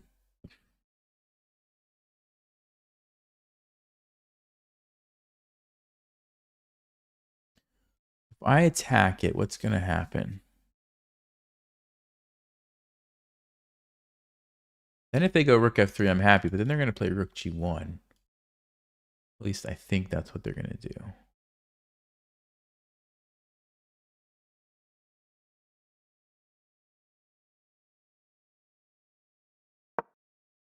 Okay, I have an idea. So here's my idea, guys. I want to go here with my king. I want to get my king into the position.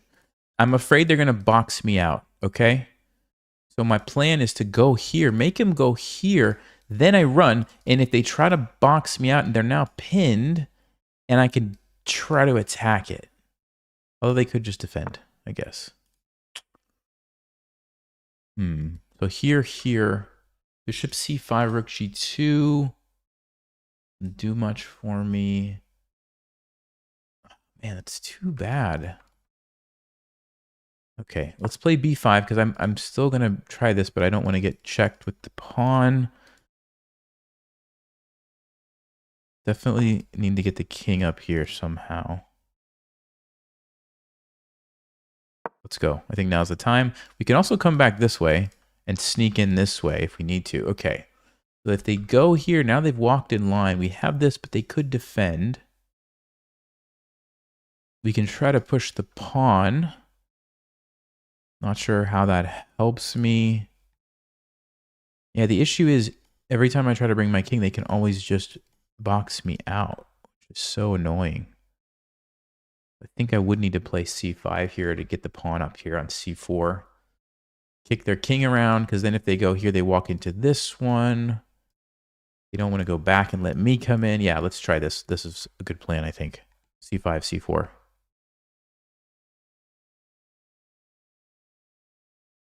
I'm assuming this, of course. If they don't do that, I just run with my king and be happy, right? King is a very valuable piece at the end of the game, and we're going to go for it. Okay. Here we go. Because if I get here, I'm taking everything. I'm just going to be like Pac-Man. Chomp, chomp, chomp.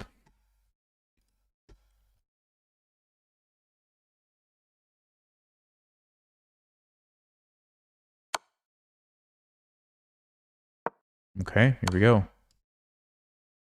Should I go here? Then they can defend. Should go here, right?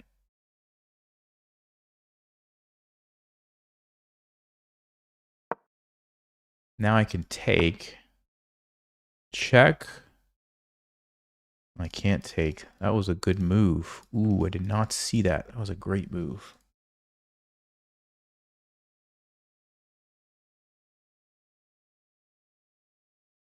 Oh, I didn't see that, guys.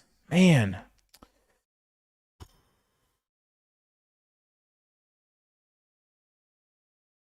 I thought I could take the pawn. I can't take the pawn. Also, I don't want my bishop to get trapped. Oh, boy. Oh, boy. We might be in trouble now.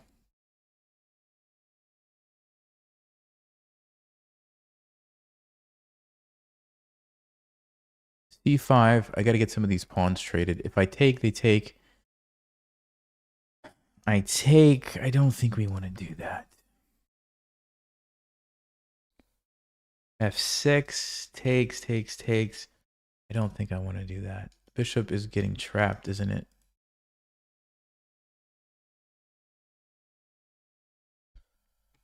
Oh, man.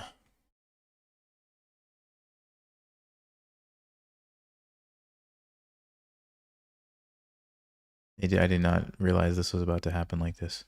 Okay. If I go here, does that help me at all? Here takes d5.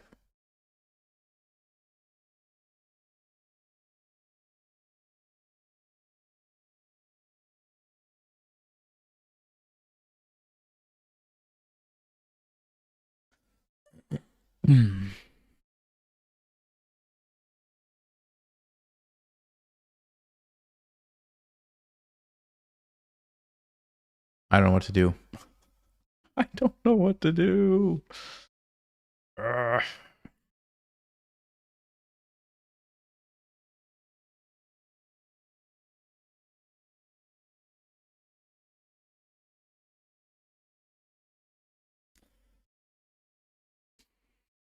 Can do that. Doesn't really help me. This was such a great idea. I'm just gonna lose. I don't know. There's nothing to do. My bishop's trapped.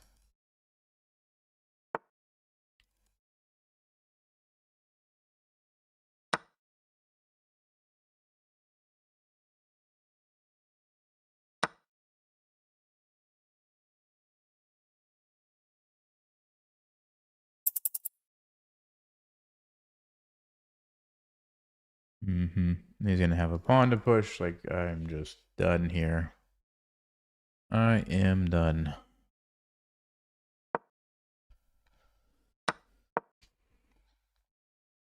We'll try to defend, but I think I'm just gonna lose somehow.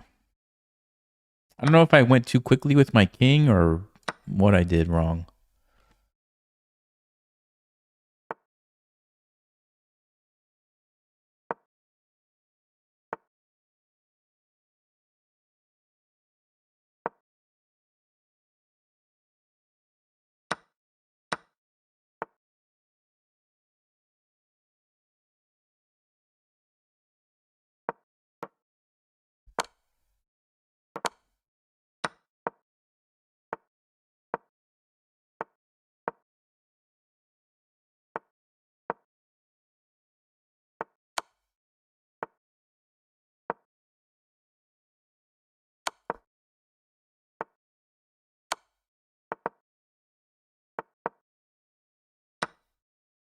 Didn't see that.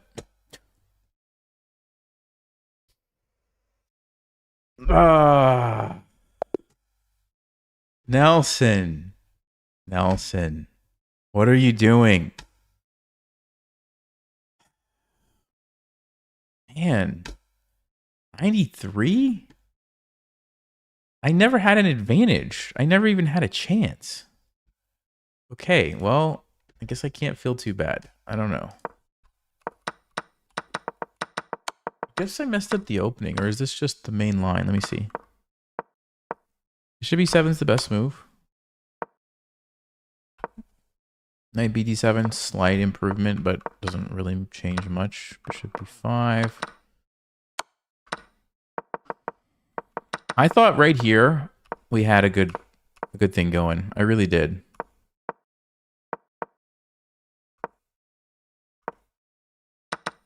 Yeah, Stockfish says equal. I should have gone immediately. And if they try to box me out, go back. And if they come this way, now I go this way with my king. And if they go back here, I just repeat. That'd be a funny draw. If you just drew like that. Okay, so I missed an opportunity there.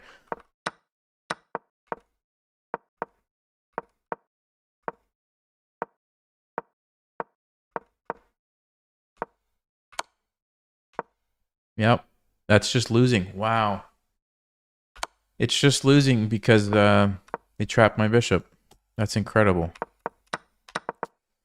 So, like, there's no way for me to save my bishop because it has no squares. You guys see that? Look at that. The only squares it has are here. And eventually, like, for example, they're just going to attack it, attack it, attack it, and it's trapped. Can't go anywhere.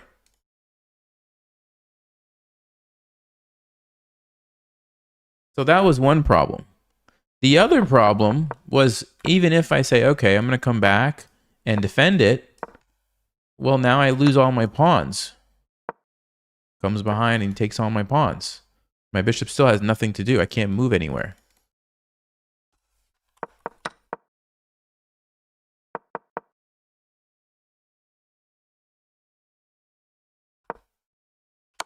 Yeah, no, I couldn't take the pawn, guys. Let's see. What are you talking about? You're talking about here. If you take this, there's a tactic. Bishop e1 check. It lures my king away, and I lose my rook. So I couldn't take it.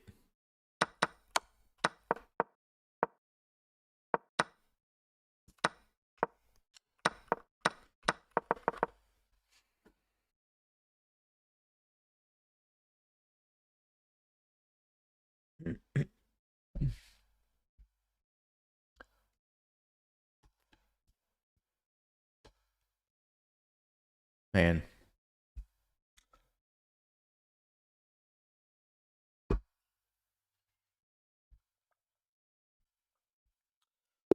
All right. Bathroom Gambit. I'll be right back. Oh, I just have to know. I just have to know. Okay, I'll find out when I come back.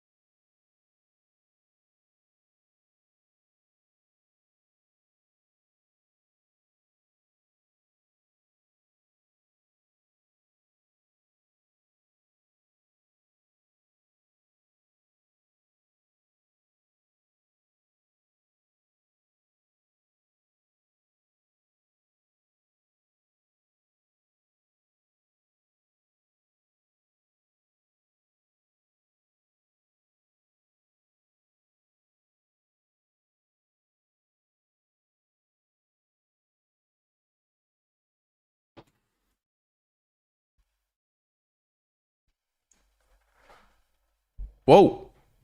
What is this? E5?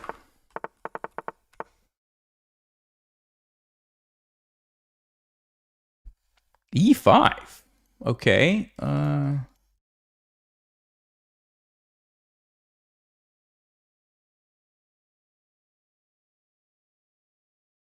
Not familiar with that move. I guess this is a good move. Develop an attack.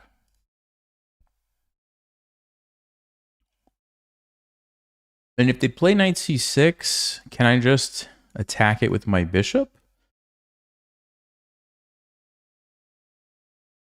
Threatening to take and take. This is the Andrzejczyk Gambit. Oh, they played the center formation. I played the whatever Gambit. Okay. We're in new territory. We're in new territory, guys.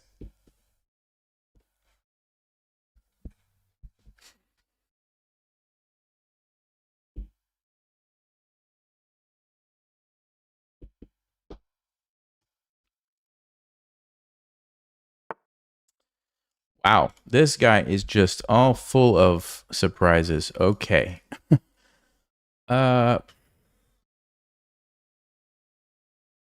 I want to take this one, I think.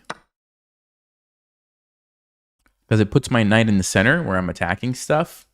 Now we have bishop b5 check ideas. If they take here, we might have these ideas.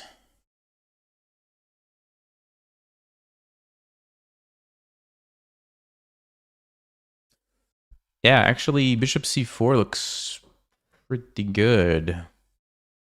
How are you going to stop this if you're black? Let me think. Bishop e6? Nope, can't do that. We take it and have queen h5. Knight h6? Nope, we take it. I don't see how they're going to stop it, guys. I do not see.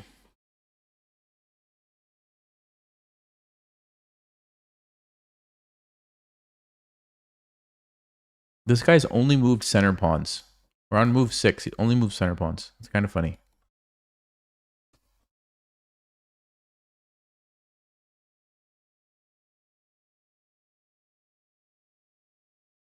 The smorgasbord gambit. Yes. That's what it seems like. I think we're just winning. I mean, I don't see how they're going to stop this. Like, the weak spot. It's just a weak spot.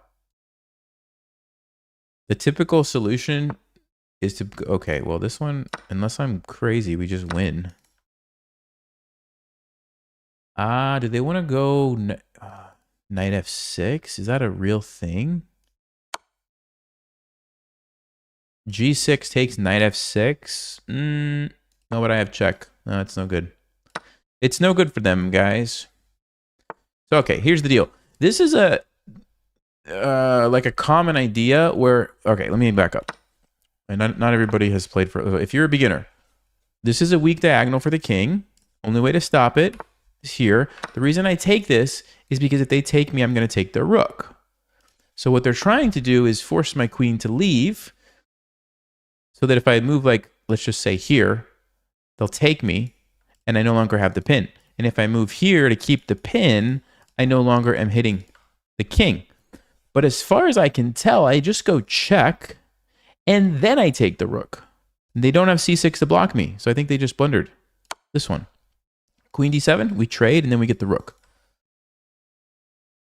I think we're just winning. I mean, there's some scary pawns in the middle, but they're just pawns. What have pawns ever done to us?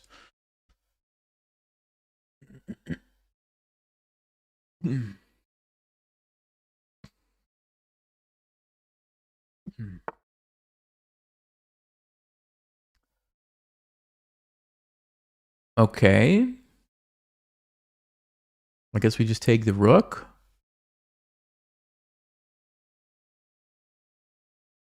Yeah, it's good. It looks good.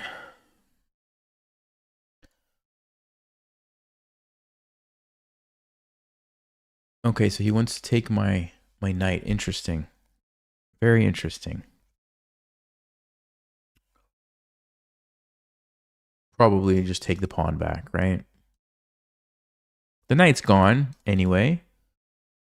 So I need to use this moment to get some pieces out. So I'm going to go knight c3. I'm going to bring my bishop out. I'm going to castle, and I'm going to be very happy with 1, 2, 3, 4, 5. What? An exchange and a pawn. I'm up in exchange and a pawn.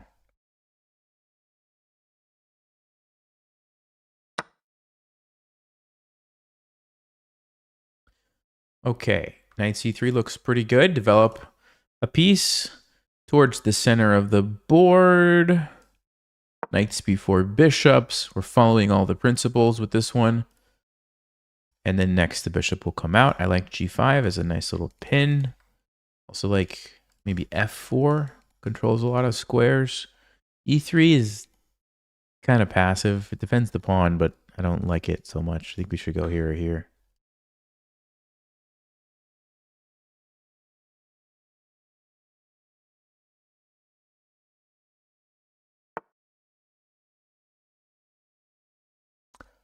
Okay. Let's see, bishop, what? Bishop g5, right? Looks good. What's he going to do? What's he going to do? I don't think he's going to do anything. Let's go bishop g5. So we have options. We could castle either way. This one looks a little more risky because of the open c file. I don't know if black's going to castle. Then we would probably put a rook here. Obviously, they're not castling this way because you need a rook to castle. Okay, let's go back. Hit the pawn. Just wanted to find a safe square for the queen that actually did something. There wasn't a lot of options, so this one was pretty easy to play. So what are they going to do about this?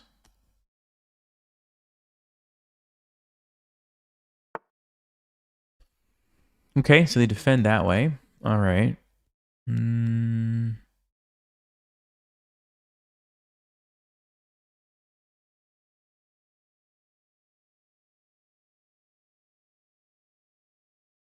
Yeah, which way do I castle? I mean, normally I would go this way, but there are some open files here. This way looks a little safer. My queen is here, actually. Yeah, I think I actually will do this. And I'll tuck the king on b1 to get away from this. I like that. Oh, he's going to attack me anyway. Okay. Let's go ahead and do that. And you guys know the principle, right? The response to an attack on the flank, generally speaking, is a counterattack in the center. So if they're going to keep doing stuff here, I'm going to start thinking about trying to do stuff here. Now, I don't know if we can. Let's see. Takes, d5. Takes, I think we can. It does open up the bishop, but I think it's going to force some trades. It's also going to open up black's king. So let's go ahead. We'll take it. The reason I'm taking that is because I need this square to be weaker so I can go here. This is just going to bust everything open in the center. And black's king is going to be very, very weak. So we should be in great shape now. Just checking I'm not blundering something. We have a fork. This is going to force some more trades. And look at that king. Of course, the rook can come over. Yeah, this looks great. This looks great.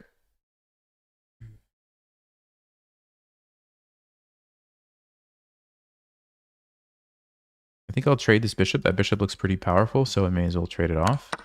Let's not get checkmated here. So, queen c3. If they try to come down, then we have rook f1, and we just, yeah, there's no way. So we'll just go here.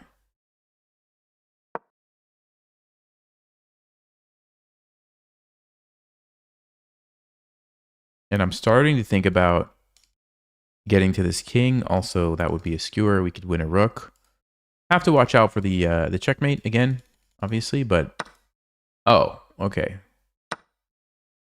This should be relatively straightforward. Endgame, we have an extra pawn. We still have the exchange, and we have no like major problems. Okay, yeah, definitely gonna take that. Let me go check. Let's go here and hit the pawn. As long as we don't get forked. There it is. Don't get forked. I'm going to move here. I'm just going to move here.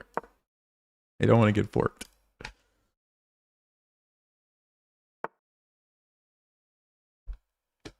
Okay. So sometimes when you're winning, you can just sack and go into an endgame that you are 100% sure you're going to win. And I think that's what we're doing here. So yeah, I could go here, or I could take this and leave the knight on the board and keep playing. But if I see a forced win that's really easy on my brain, I'm just going to do it, right? We take that, we take this. This endgame, there's no chances for black. There's nothing you can do. They have to stop this pawn.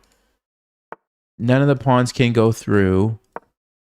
It's an easy win. And so because I saw this, I'm like, I'm just going to do it. I don't care. And whatever. So how do we win? Blockade all the pawns. And then they're going to have to be forced back. And then at the right moment, we can abandon this pawn and capture all their other pawns and win. That's how you win a king and pawn ending like this. When you have an extra passed pawn, you just make sure that you keep your king with it. And at the right moment, you abandon it, take the other pawns, and win. Okay, so we'll blockade them. And I like to be further up the board if possible, because if you let them push all the way on you, sometimes they can like make a beeline with their king and get a queen before you can in certain cases. So you don't want that to happen. That's why I'm just stopping them here.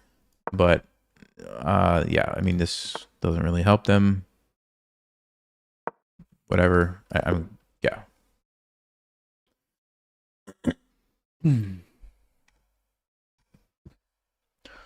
How do I avoid seeing suggested moves on chat? Yeah, good question. So first of all, your chat is not live. There's a little bit of a delay, so I don't see it until a little bit later. And then when I am like deep in thought or not sure about what I'm going to do, I don't read chat. I try to just read it when it's my opponent's turn and ignore like moves that people say. Yeah, that's basically the answer.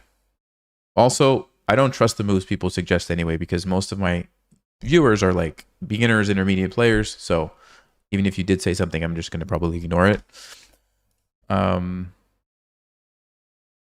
Yeah, apart from that, ooh, 93, nice.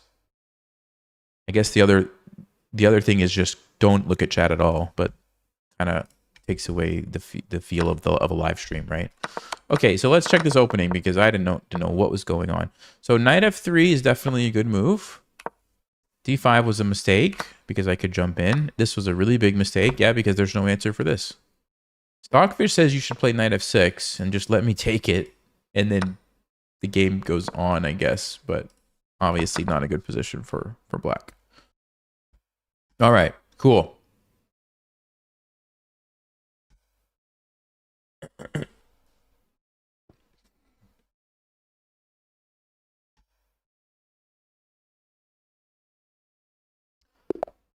Wow, FIDE Master rated 2593. Let's play a Scandinavian. I'm not feeling the Elephant Gambit right now. Is this a kid? It looks like a kid. It looks like a kid from the profile picture. All right. One second, guys. Doorbell rang. I just want to make sure. I'll be right back.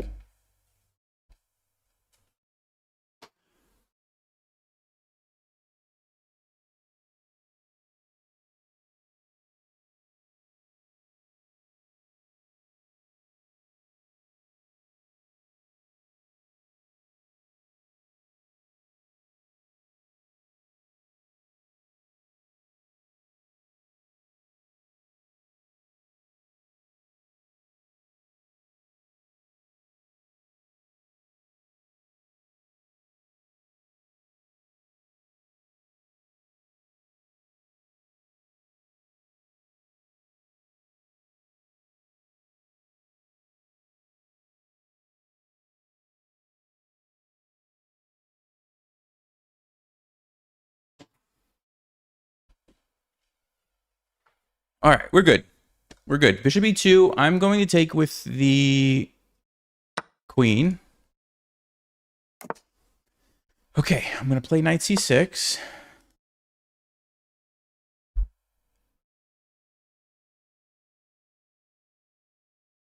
Usually we're going to castle queenside, and we can be aggressive and attack over here. White is either going to take is either going to play knight c3 or they're going to play this way. Okay, so knight c3.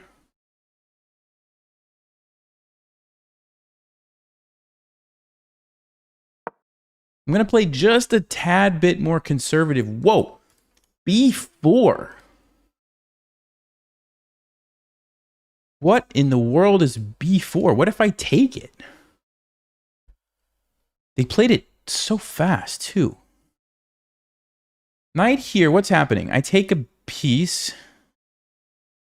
If they take my queen, I take their queen. They take check, I take, they take. I'm fine. If they... Let me think. I also can just play something like queen f5. I don't quite understand this move, guys. Rook b1, is that the idea? They want to come down here? Whoa. Very strange. Yeah, maybe that's the plan. They're going to go rook b1. Okay, that's interesting.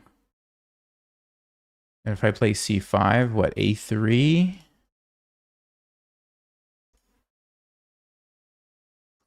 It's so tempting to take this pawn. What's the alternative? I just ignore it, play something like e6, let him go there and play knight d4. But then there's knight e5. I don't like that.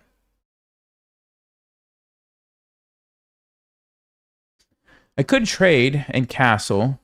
Then here we jump our knight in.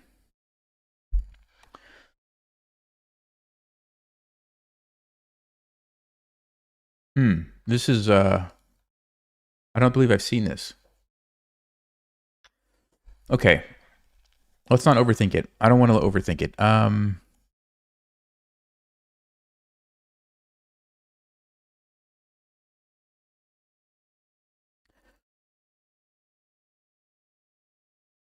Yeah, you know what?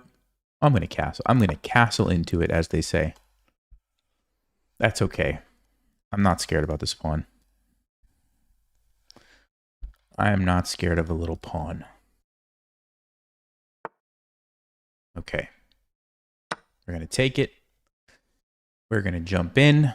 They're going to take back. Of course, if they try to take my knight, my bishop would save itself, right? There is no pin here. We have a knight. Okay, we can even just take this. get rid of this annoying bishop, or I just leave it there because my knight's pretty strong.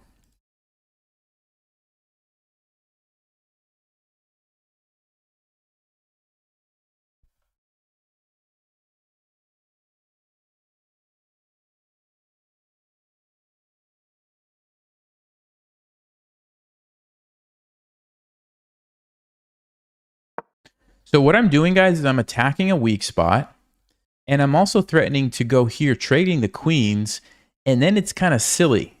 It doesn't really make sense what white is doing if queens are traded. You're not going to checkmate me, and actually the pawns become weaker the further up the board they get. So I think this is a good move. Like d3 would stop this, but then like I said, I take here. Not to mention I'm going to mess up the pawn structure. And if they don't trade queens and take that way, you can't do that. There's no pin because this is defended. That's important detail.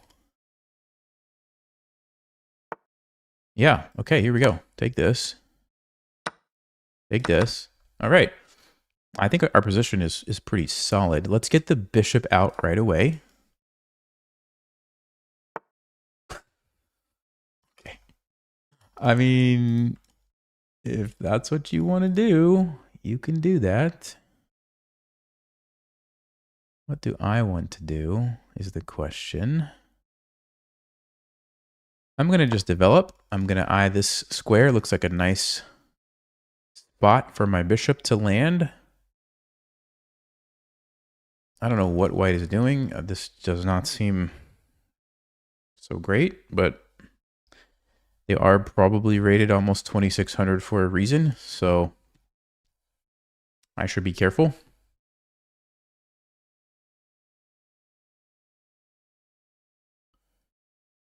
Oh, my position looks really good though, right?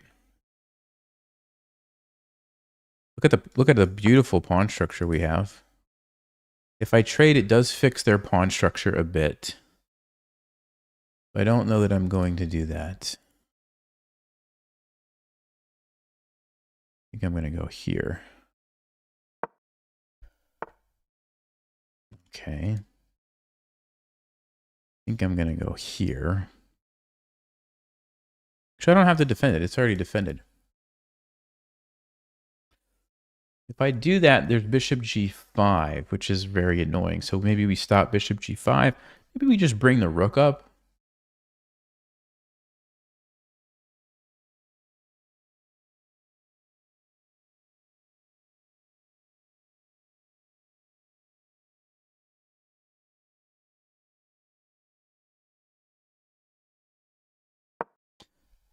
Okay, I'm going to go here. My idea is double up the rooks and also potentially use this guy to do some things this way. Also attacking the pawn. But like if c4 happens, I think we just swing over here, hit the weak pawn. Then this is weakness as well. Clears the way for this rook. Yeah, I like this move.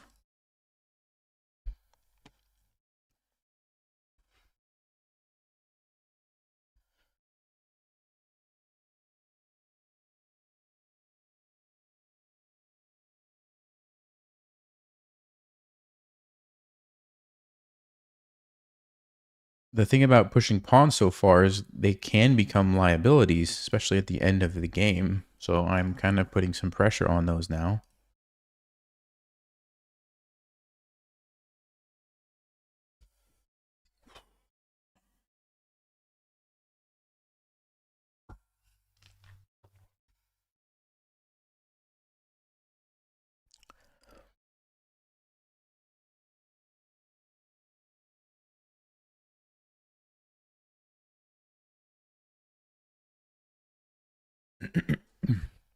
All right, we've got him thinking. It's a good sign. That's a very good sign. Also, it stops bishop g5, I should have pointed out. At least, I think, yeah, because if you play bishop g5, I can take your knight, and then your bishop's undefended. Bishop f4 looks like, okay, he goes c3. So if we take the knight, he takes, and I have a problem. If we take this, obviously we lose a piece. Not going to do that. Okay, so we do need to save the bishop. So the question is, where do we move it to? I think just here.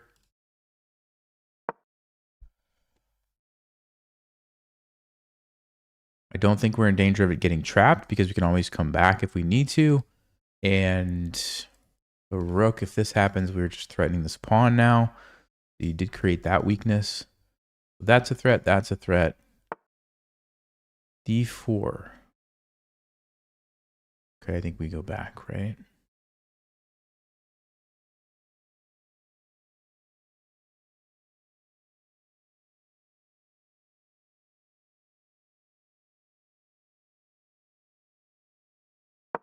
Yep, let's go back. Rook still looks pretty good to me. Hits the pawn. If they push, we take this. We have rook f5, like I said. Yeah, so how do they defend this? If they push, probably we just take and play a6.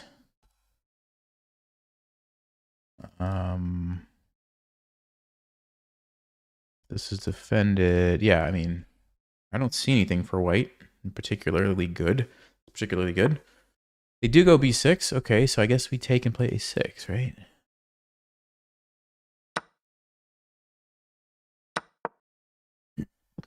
The point is we don't want to let the rook in, and this is actually a target. We can attack that at some point. Now they might be, yeah, they're thinking of this, c4, c5. That's exactly what they're thinking of. Question is, how do we stop that?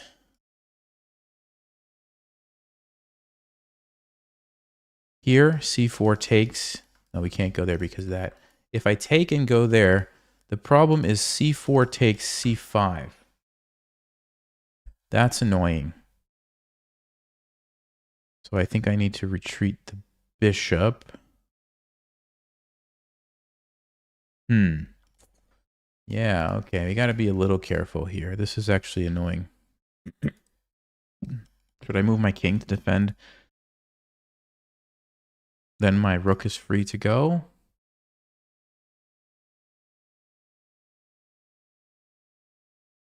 Okay, let's do that. The point is, this is happening. My rook has to leave, and I want to make sure this is defended. Also, I'm clearing the way for my rook to come here. Looks like a useful spot. I think we're doing great.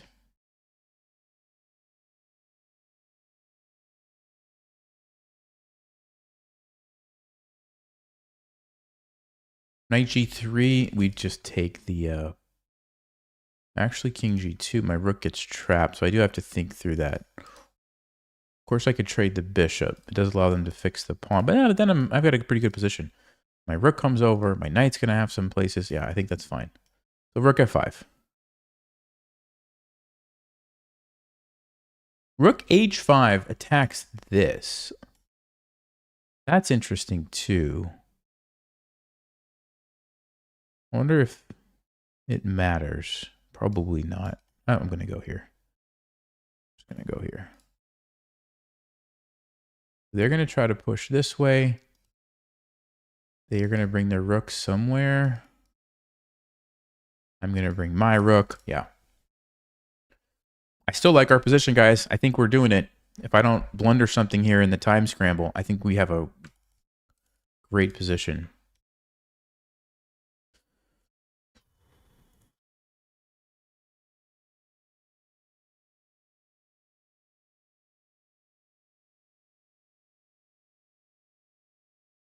What are they thinking about?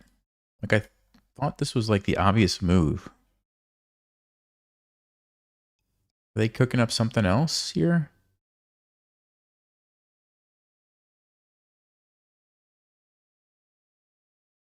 Are they thinking about some crazy sacrifices? Maybe that's what it is. They're thinking about like this, and then like pushing it again and bringing the rook over and trying to do some shenanigans, I bet. They're also thinking, should they throw it? No, they're thinking about king g2. Okay.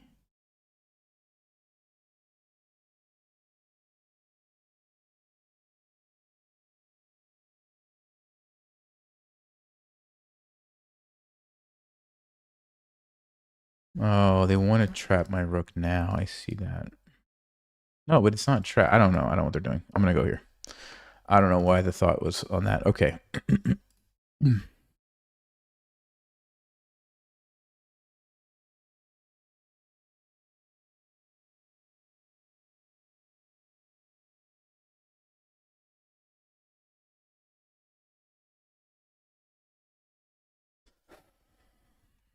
Okay, we've caught up on time. This is great.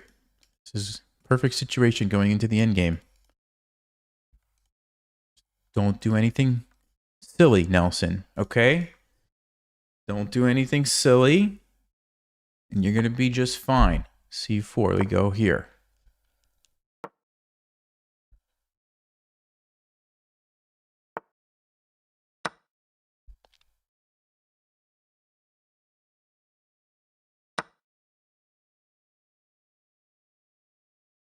Okay, I don't want my rook to get trapped.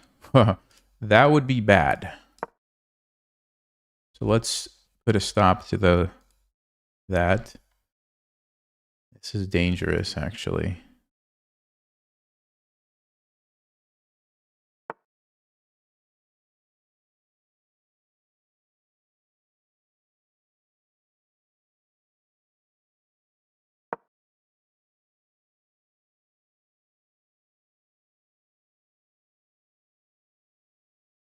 I think I'm going to play G4.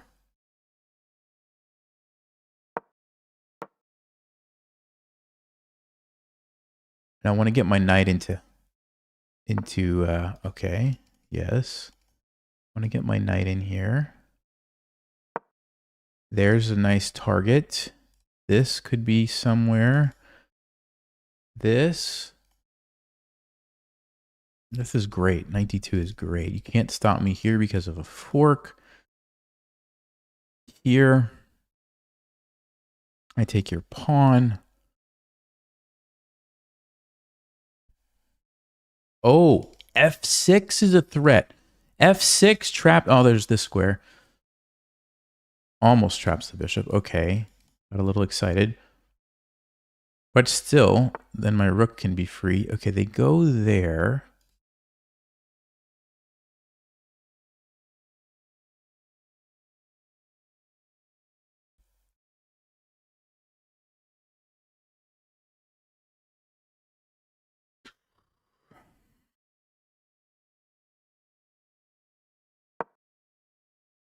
I'm going to reroute the knight to F3.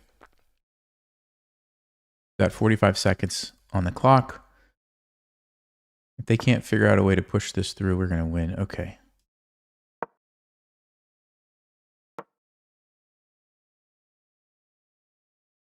Yeah, if they can't break through with these pawns right here, we are in great shape, guys.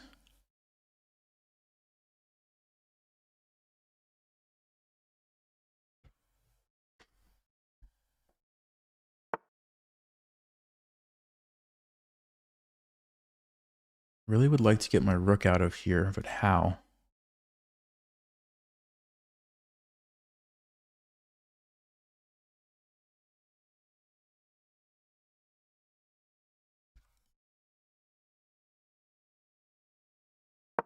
Now I'm threatening this pawn.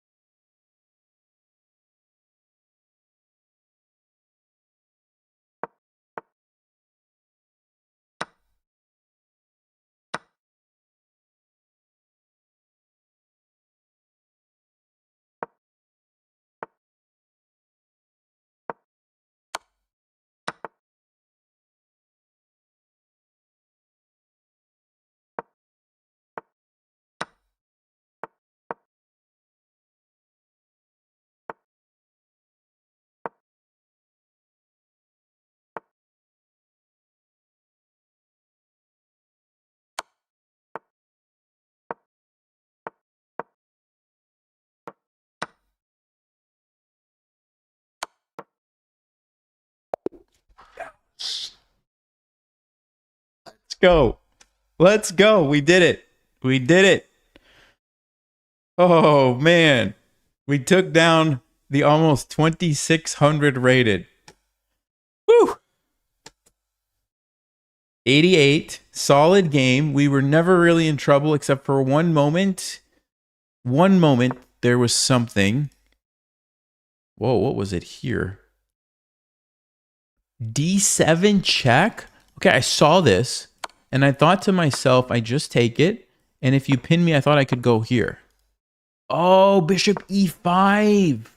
It's a pin, and I actually do lose a piece. Oh, they missed that. They missed that. That was their one opportunity. Of course, they only had like 20 seconds at this point, 18 seconds. Other than that, we did it. Oh, yes. Yes, yes, yes. Okay, let's see this b4 move. Is this a move? Like, does anybody play this? Apparently, it's been played before a couple of times. Interesting. And castling is the stockfish move. Yes. Yes. This is exactly what stockfish said to do. Yes. All right. And queen f5. I was playing like an engine. I was playing like all of these moves were engine moves. That one wasn't. Okay. Well, I had a pretty nice engine was going to go knight d5. All right.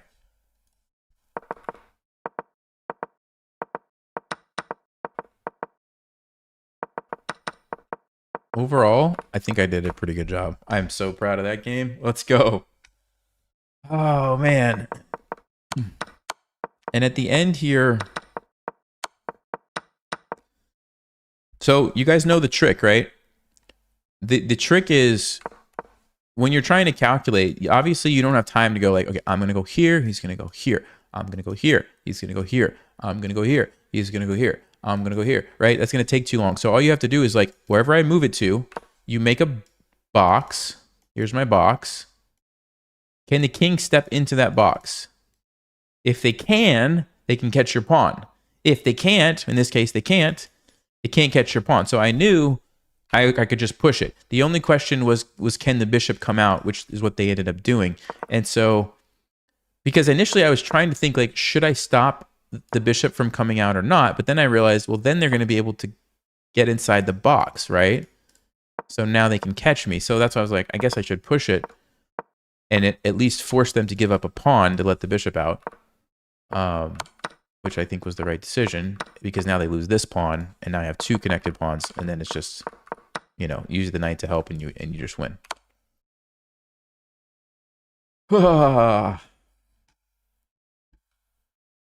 Let's go. Got some confidence back. We got a little bit of confidence back after that one. Whew. That might be my best rapid win. I could probably look that up. Let me see. In the meantime, here we go with e4. Let me just do a quick check. Ooh, what are we going to play against this? Should we do a Ponziani? Ponziani? I could go for a Ponziani. Let's do Ponziani. All right, let me check my rapid.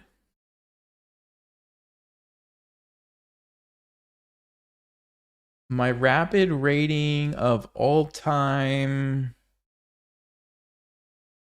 Yes, that was my best win.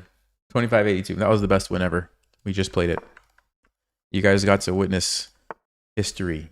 History in the making. Okay, Ponziani. So the Ponziani, you want to get your two pawns in the center, but you want to be able to recapture with another pawn if they take you and just keep both pawns there. So you go here. The drawback of this move is that they can go here and attack us. What are we going to do? Ignore it. Why are we going to ignore it? Well, we have a bunch of tricks up our sleeve. If they take you here, you push. They're going to jump to d5. We go bishop c4. Now, this was what I was telling you guys. This is actually pretty good, in my opinion. There's going to be some haters in the comments that say I'm crazy, but I'm going to do it. And you get this nice long-term pressure on the king, and you get to attack them. This is not the main line. I teach this in my Ponziani course. We go knight g5 checkaroo here. And the point is that they have to be extremely careful. Okay, we give up the bishop, but they have to be extremely careful with their king. For example, king g8 loses immediately. There's lots of ways for them to lose if they're not careful. And so we get to attack. It's better, in my opinion, than the other version in the Sicilian. The Sicilian one, you don't get quite the same. I'm not sure what it is. It's, I guess having the pawn here and not having this pawn here is good for black because the pawn's like a shield and then the queen comes out. So it's a subtle difference. Anyway, I like this version. So they're going to go here, most likely. There are some other places, but I don't think they're going to do it. And then we're just going to take back and basically say, look, we're going to just play chess and good luck, surviving the game with your king stuck in the middle.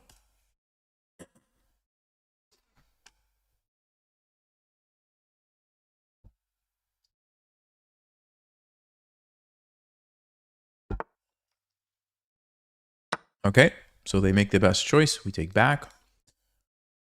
And you'll notice that this knight is kind of off to the side. Yeah, d5 is a good move, I think. Let me remember. What am I supposed to play? Hold on. Is it check? Let me see. Check. Is it here? So if we go here, they would have to play queen e7. And then let's just say knight c3. There's going to be the pawn. We have to defend that. We played bishop e3. Oh, man, I can't remember. I have to go watch my own course video to remind myself what the move is. Maybe we just castle. I'm trying to remember. For some reason, I feel like it's e6. I just have this feeling like you need to play e6 here. Maybe it is e6. Because you want to keep them all cramped. I think you do play e6. Yeah, pretty sure. So you don't want to let them just develop their pieces naturally, like go here, and they can't castle. But you don't want to let them get their pieces out. So you stop that. You also have this threat of knight f7 that they have to watch out for. And so I think they're going to do something like queen e7, and I'm probably just going to castle. And then they have a new set of problems because they want to take the pawn and clear things up. But if you take the pawn, guess what? Takes, boom, rook e1. You lose your queen. So it's really tricky. It's really tricky for black.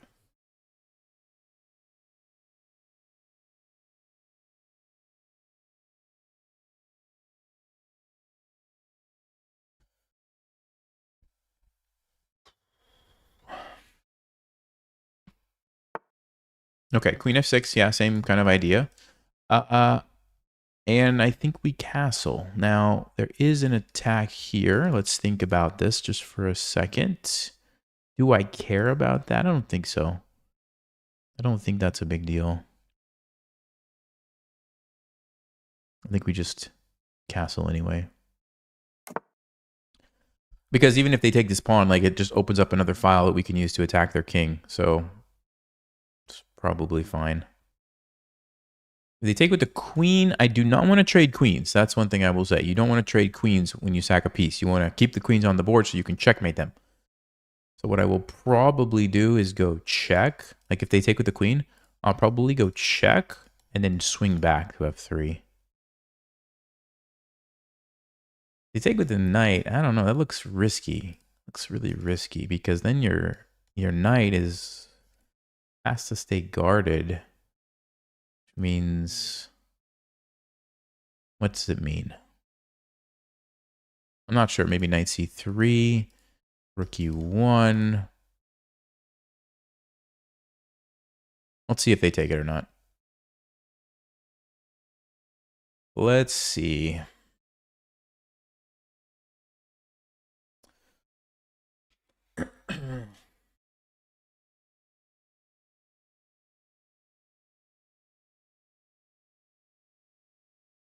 Yeah, of course, the engine will not like this line for us, but I mean, if you're playing against the engine, it doesn't matter what you play. You're going to lose anyway, right?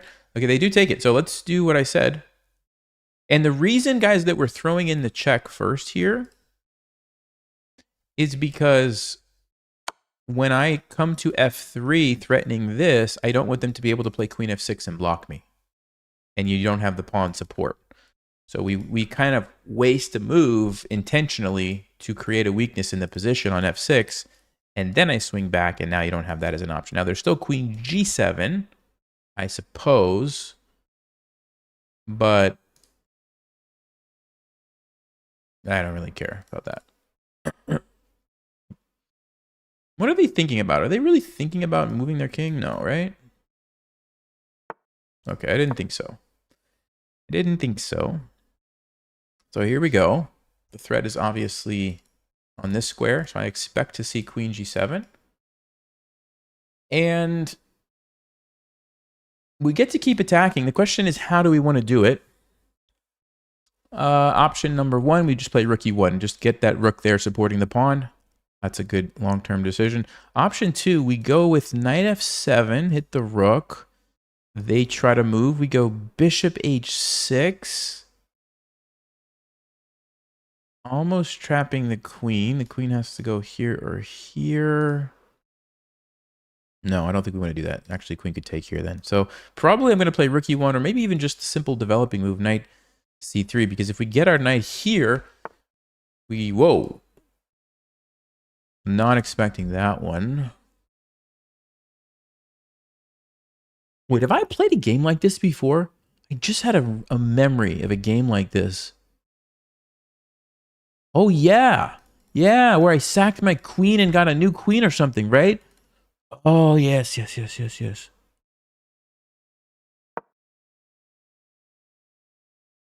It's coming back to me, guys. Rook g8, queen f7, check, forks these guys. You take me? Thank you very much. Another fork. You move. I get my queen back, and I take a knight and a rook in the process. I think we've played a game exactly like this, if I'm not mistaken. And by the way, you have to be really careful putting your queen in line with another queen, because like check almost looks like I lose my queen, right? Luckily for me, I could just take it and save the queen. But if that didn't exist, I would lose my queen. So you got to watch out for that stuff. But in this case, we're good. So black has a serious problem. I think we played this exact game. What did they play in that game? What did they play? Did I just win the game, or did they come up with some solution? I really don't remember. I really don't remember. I just remember this line. Rook g8, queen f7. Which is so beautiful.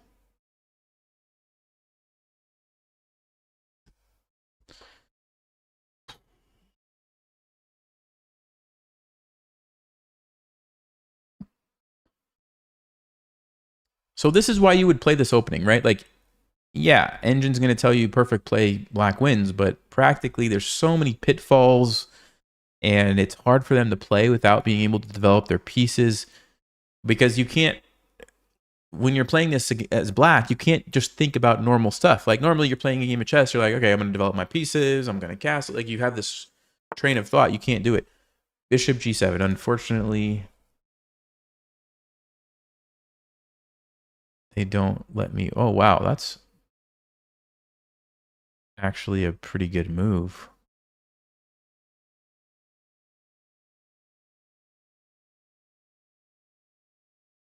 Whoa, that's an amazing move. Because then they want to go knight f3. Whoa. How did I miss that?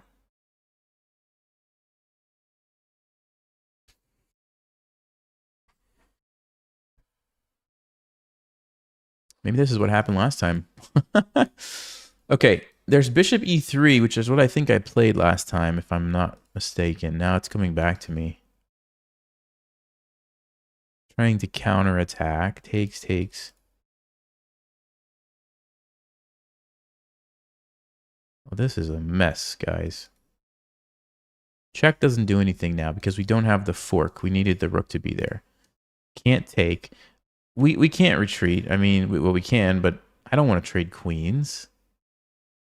So bishop e3, is that the only way to kind of keep things tricky? Then they take me, though. What am I doing after that? Takes, they're still the same check, guys. Oh, boy. Well, I totally missed this. That was a great defensive find. Okay. Man, I really hate having to trade queens here, guys. I really hate it. I might have to do it. It's awful, but this was a great move. I did not see that. Okay, well, now we're probably losing. I don't know if I messed up with queen f6 or what. We'll have to check with the engine and see what's going on. We're going to keep playing. Obviously, black still has to figure out how to develop their pieces, so it's not over yet. But you do not want to trade queens when you're trying to attack. So that was a big win for the opponent there. Let's develop this so we don't get stuck losing a rook. We're still going to try to put the pressure on. It's not over. It is not over.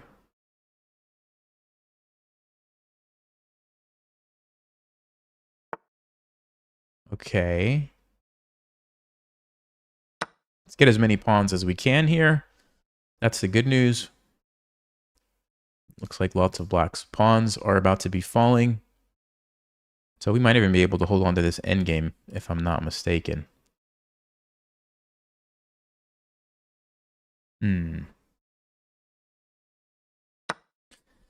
Take this one, because now I want to come in with my knight, which opens up new opportunities like this.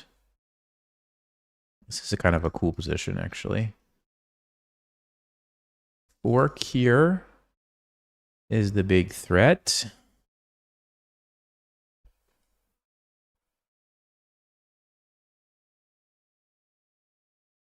I almost wonder if I can play e7 too. If you take me, you're going to get pinned, which looks very dangerous. If you don't take me and move... Ooh, bishop e5. Wow. They want to draw. Do I want to draw? Do I really want to draw, guys? I don't think so, but let's see. I think I want to take this. Let's play on. We've come so far. Why should we get a draw now? The point is, if you try to attack me, I'm going to take here. If you go here, I guess I might... Oops, sorry. I guess I might take and then move my knight. 3, 4, 5, 6. Yeah, we've got 3 pawns for the piece at this point. So this is where it starts to get interesting.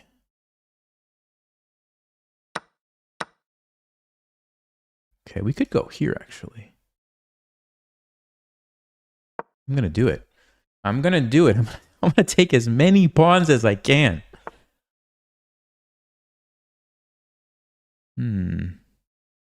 So rook e1. I like. Let's go, rook e1. We got to get the rooks involved. If they take me, I've got rook b1 and we're coming in here. If they take that, for some reason I thought, oh, I can't play f4. Oh, I thought I could play f4, guys. Okay. What do we do? Do we take the pawn or do we take the bishop? No, we got to take this. We got to take this. I'm looking at knight g4.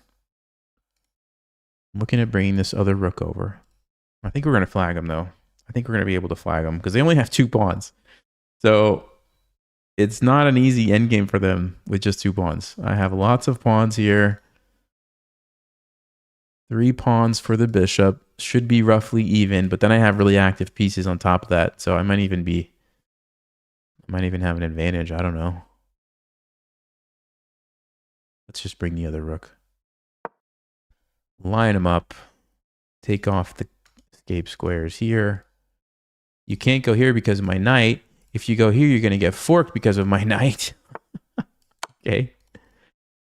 Oh, interesting, interesting. Let's keep it on the board. Knights are tricky pieces. In time pressure, I definitely think we should keep it. Okay. Now we go here. I think that was a mistake. Now we go here. Wait, was it a mistake? Hold on. F4. Hold on. If I take, you take, I take, or I take, you take, I go check. Okay, he's going to still hold on to his knight. Wait, how do we do this? How do we do this? F4. No, there's a fork. I could go here and play here, but I don't think we do that. Takes. That's actually probably the trickiest way to do it. Take and take, right? You get, oh, you actually get 2 pieces for the rook. Yeah. That's what I want. That's exactly what I want. Here, takes, check. No, it's not check. Hold on. Takes. Check. I go there. I'm fine. Okay, very good. Now we have a knight and 3 pawns for a rook. So we actually have a lead in the material department now, guys. Believe it or not. I'm going to go here. Hit the pawn. I'm going to throw in a check. Set some sneaky traps. And we're winning. Yes. Let's go. Now we have to analyze that position and see what was going on. Okay, so yeah, that's a funny curve. All right. All right, so yeah, Stockfish doesn't like it, but practically there's tons of tricks and traps. Okay, so the move actually is castling here probably. So what was the plan on bishop f5? Oh, g4. Okay, I have to refresh my memory here, guys. But I think I still like e6 from a practical standpoint. Queen f6. They played the best move. And then they allowed me this. Oh, so queen f6 is not the move. I think this is what happened last time too. I saw this line. I was like, this is amazing. I'm going to go here and watch this. And we get my queen back and I win all the pieces, right? And then I think they found bishop g7 last time too. This is an insane move.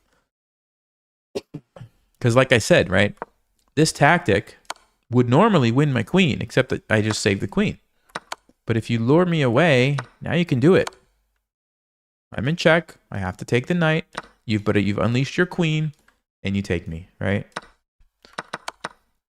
Amazing find by the opponent to keep the advantage.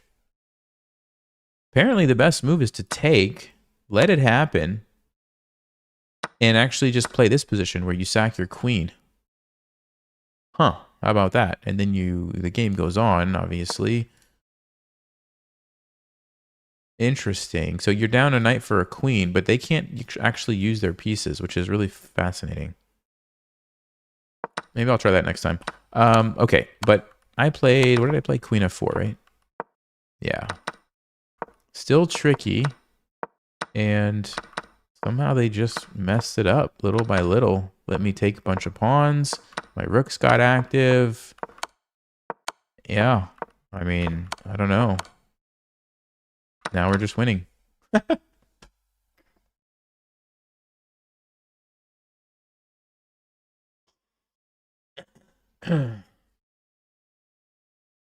Okay. We're 2450. I think we were higher than that when we started the stream. But you know what? We got our best win ever. Worth it. It's worth it. Oh, it's a rematch against the same opponent. But this time we're white. Are they going to accept the gambit?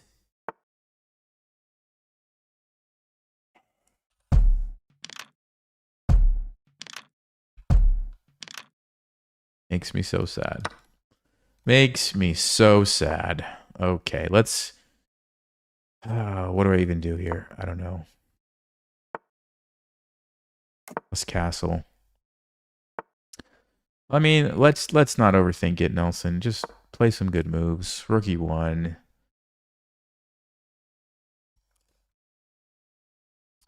I'm not going to overthink this, guys.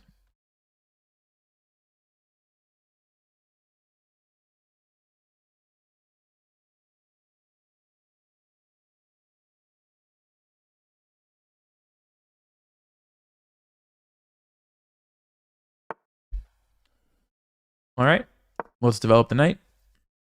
No overthinking here. So a little trick you can do, you can put your knight on f1. There's like a saying. with the knight on f1, black has no fun. So it's just a nice defensive piece, and it can just sit there for a while. Do I want to play h3? I'll play h3. It's just such a natural square for the bishop. It could be a weakness. You have to be careful playing moves like this. But in these types of situations where there's like one final piece to develop, there's a very obvious, square. Also, I didn't know what else to do, so figured it was a high-class waiting move, as they say.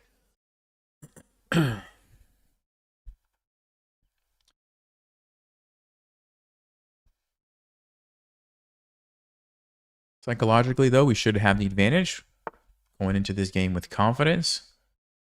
Yeah, I think I will just keep the position cramped. Don't let him have easy moves. Let me develop my bishop. There's a potential weak spot in the position. Queen b3 is what I'm thinking. We can hit it that way if they play like bishop b7. It's pretty annoying, actually, because I think we would just win that pawn.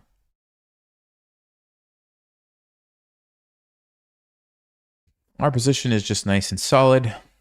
King is super safe. Got all these pieces over here. Good control in the center. No real weaknesses that black can attack. At least not that I see. Okay, so he's defending the weaknesses there and opening up the bishop. That's probably smart. Okay, so what do we do against that? I don't know.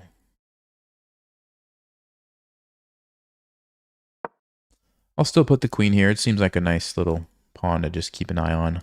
Also, this diagonal, you never know when we might be able to have some fun over here.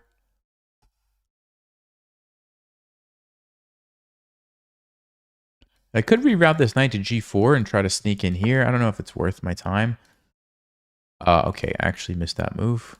He wants to just trade my bishop. Oops. It's not a big deal, though. This bishop honestly wasn't doing a ton anyway, so I don't think that's a huge problem. We'll just go back.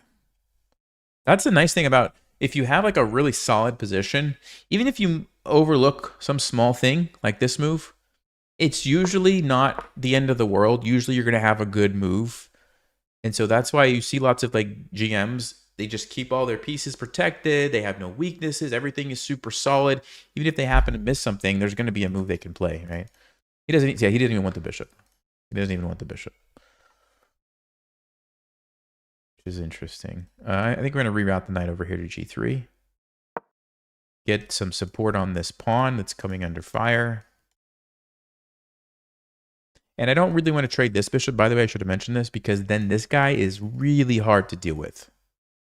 This guy is really hard to deal with once you trade your dark squared bishop. Right now, if I want, I can swing over and go get it and trade it off.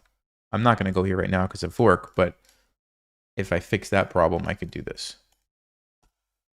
We do have a lead on time, which is nice. This person sort of flagged last time, so that could be something to keep in mind.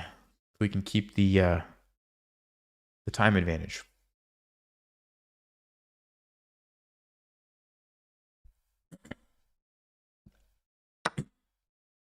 All right. Obviously, we have to take back.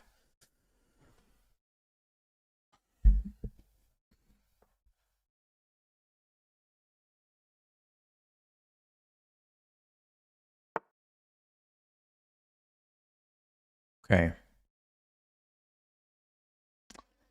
So this is some of the tougher moments in a game of chess, right? Like, what do you do in these moments? I'm going to just try to not create any more weaknesses. So this move obviously doesn't create any weaknesses. It puts it on a good square.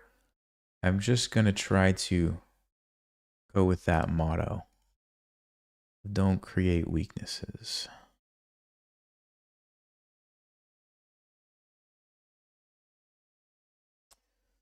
I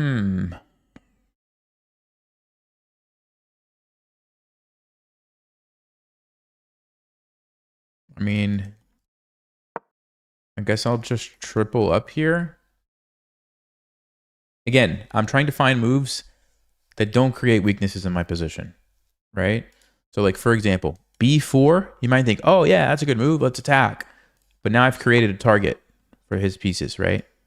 That's what I'm trying to avoid. Okay, he wants to jump in. He wants to jump in.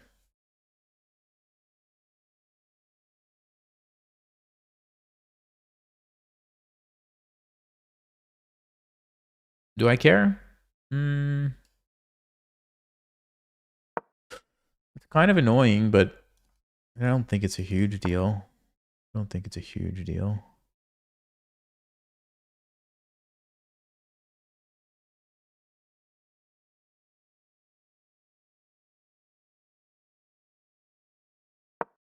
Okay, he's going to get the bishop pair if he wants it. So bishops against knights. It's not a totally open board, but his bishops are pretty effective. So I have to be careful here.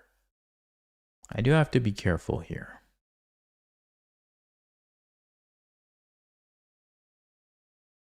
Okay, but knights are pretty valuable too, right? They can be. They can be valuable. Is this a problem? That looks like a problem for me. Because this is a problem. So I think I'm going to go here. Not let the queen come in.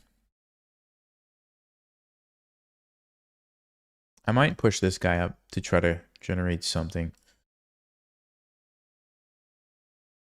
I'm kind of just waiting, honestly. I mean, I don't... Yeah. Sometimes you just have to be patient when you play chess. Which is easier said than done.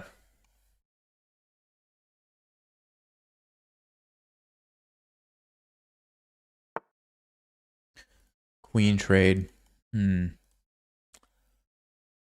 Prefer to not, if possible.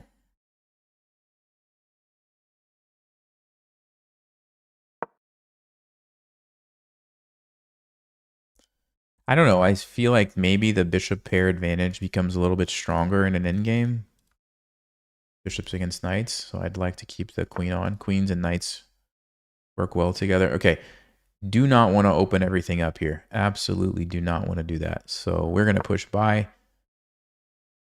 He might try to do this, but then I'm looking at something.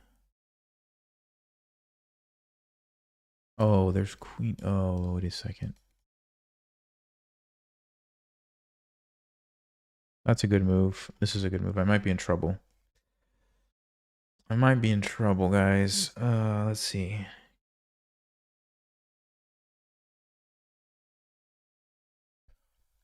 Knight b3 takes. If I trade the queens and take back, he takes me. No, I can't do that. Actually, wait a second. Wait a second. Maybe I can do that. Oh, he has queen d5. Whoa, whoa, whoa. Queen d5 wins immediately. Yikes. That's a great move. I am in trouble. Okay, hold on. What about knight f3? Then he has to give up his bishop at least. He's going to win a pawn, but it's probably not a huge deal.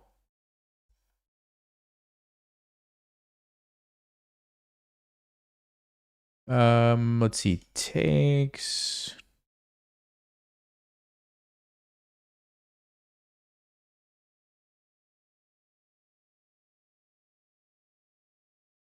Yeah, I might do this to see if we can't at least get rid of one of these annoying bishops. It's going to cost us a pawn, which I don't love, but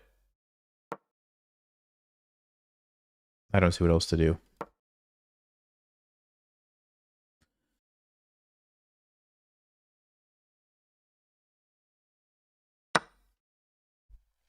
All right, he's going to take this with the queen, I think. Or maybe the bishop. And I have to get out of this pin. I'm probably going to swing over here.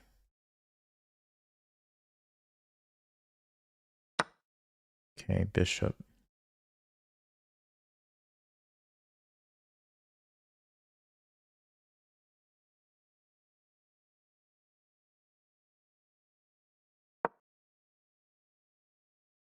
Unfortunately, I'm not even really threatening anything. If he takes, I take. He takes, I take back.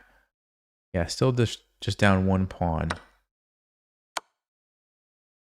Oh, what am I saying? He's gonna just take this. I'm down 2 pawns. I didn't see that. Wait, 94? Or rook here? If the queen takes, we take. We're down 1 pawn. That's fine. That's doable. The bishop takes. Does he have a move there? No, right? No move. So he's going to take with the queen. Okay. Definitely going to take with the queen. I think we do trade. I think we go into that endgame. It's 1 pawn, but my rook is really active. Okay, fine.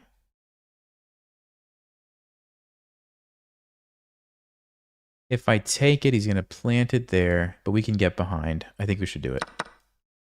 We can get behind, and now the knight comes to the party.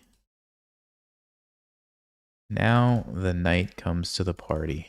It's going to be hard for him to win this. Unless I do something silly.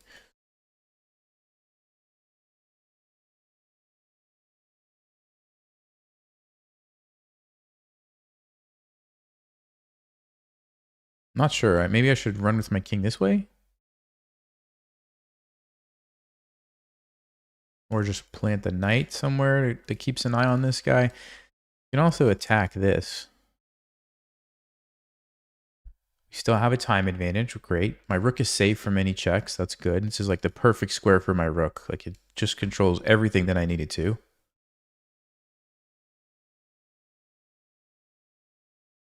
Maybe just g4, g5. If we get that pawn there, then this becomes a nice outpost if we get rid of the bishop.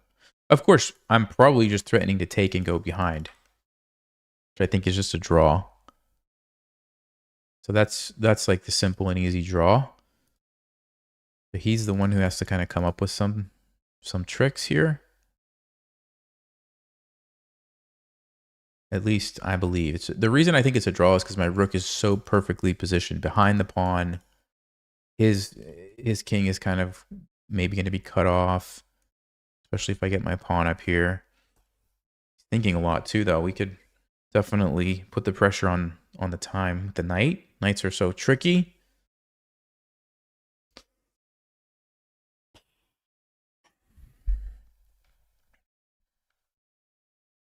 Yeah, I'm feeling good about this, guys. I'm feeling good about this.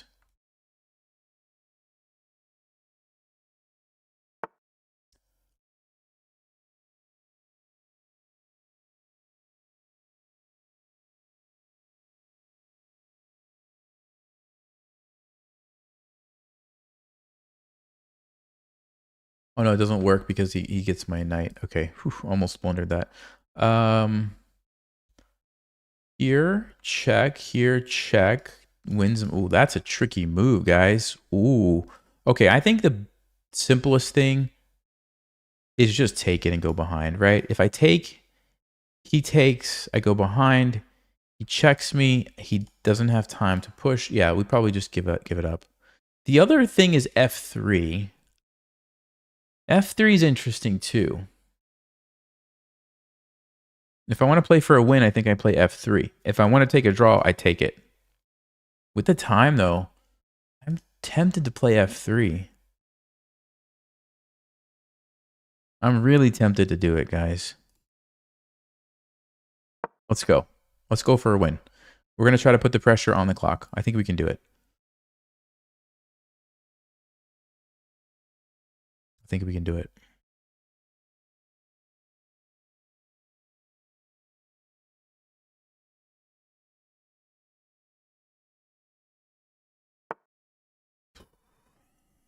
Wait, can I just sack? Check, take? No, then he's going to push in. This guy keeps trying to trick me. He keeps trying to trick me. Okay. Bring the king. Everything's on white. There's no tricks from the bishop. Obviously can't push. Bring the king over. Don't fall for any shenanigans and you're going to be fine. You are going to be just fine.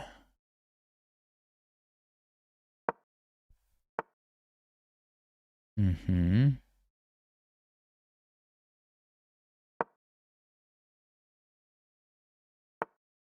Mm-hmm. Just making sure that pawn can never move. Okay, that's annoying. I don't like that I'm cut off, but he is too.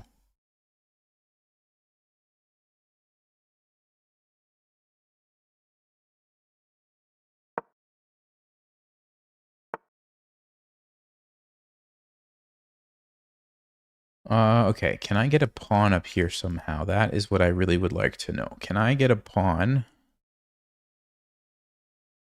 up there?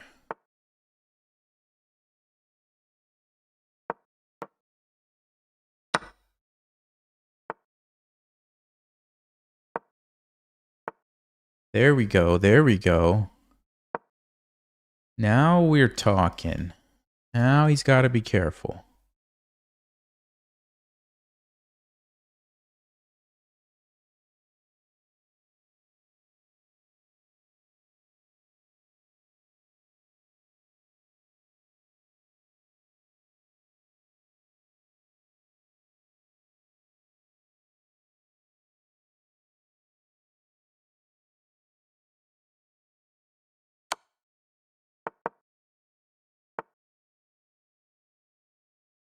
Oh, I didn't see that.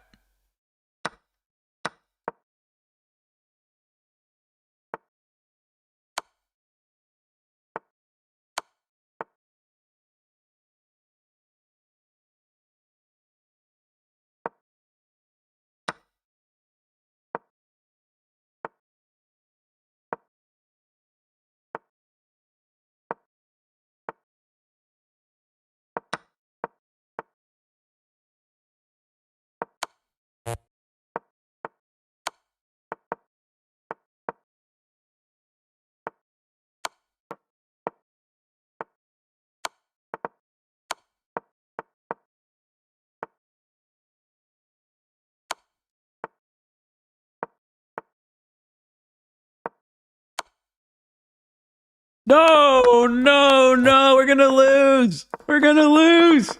No.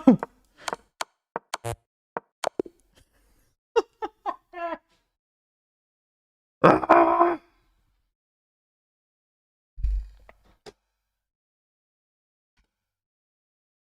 what I get. That's what I get for not taking the draw. I don't regret it. I would do it again next time. I just need to be better. Not blunder my rook, and I was gonna win on time. I was totally gonna win on time. We never had an advantage. I mean, which kind of expected from this the way this game went. But I definitely had a draw. Let's see.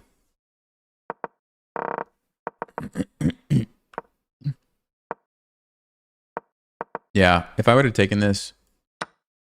So here's the thing. You put the rook behind the pawn. The only way he can save it is by going check and here. And then I just chill. Like, I don't even have to do anything. I just, like, move my king back and forth, move my rook back and forth. Like, you can't ever move your rook or you lose your pawn. So your rook is stuck. Your king can't really do anything because I've got you cut off. The only thing is that I have to stop is, like, letting the king run all the way up here and defending the pawn. But I could probably just use my king or something, and it's a draw. So that's... And I knew that. I knew that. I just decided to play for a win here. And then I made some blunders here. This one was huge. This one was huge. I was trying to set up... This is what I thought was going to happen, guys. I thought he was going to push this pawn. So I thought if I go here, he's going to push it. And in my mind, I was wondering if I can do this and checkmate the king. But there is no checkmate. In fact, I don't even have... do I have perpetual check? I don't even have perpetual check because he can block. So I was on the wrong path anyway. I think the mistake was pushing my pawns. Yeah. I think that was the mistake. If I don't push the pawns, he has no targets for his rook. And actually maybe here just taking it. Yep, taking it and then going here. That was the thing. Because now if he comes over, I just take it. It's easy.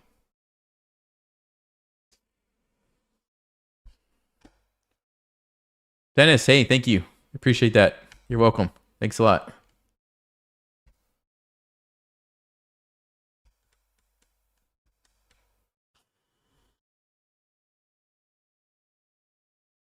Yeah, I mean, you kind of have to put the pressure on someone though. If they're going to spend so much time, you need to try to take advantage of that. I feel like it's part of the game. Like people do it to me all the time. You know, you spend extra time. Now I don't usually spend my extra time thinking. I usually spend it talking. But like if they're going to spend that time, you have to put the pressure on. And I think most cases I probably would have been able to win this or at least flag enough and get a draw. This was really silly here at the end. That was silly to walk into this. Yeah. Anyway, it happens. Should we play one more game? Let's play one last game, guys. Here we go.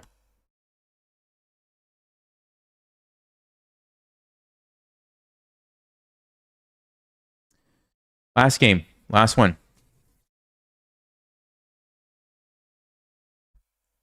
This might be a mistake. I'm a bit tired, but we're going to do it. Playing against a 2000. Here we go. We're going to go with the same gambit here. Why didn't it show their pieces? They're not playing blindfolded, right? That'd be weird for playing someone who's playing blindfolded. I don't know if you guys noticed that. Usually when it shows the board, it shows you what pieces they are using, right? And I thought it was blank, which I think is a setting you can play blindfold if you want. Did anyone catch that, or am I just crazy? Maybe it was just like lagging is the other thing, and it didn't load the pieces. I don't know.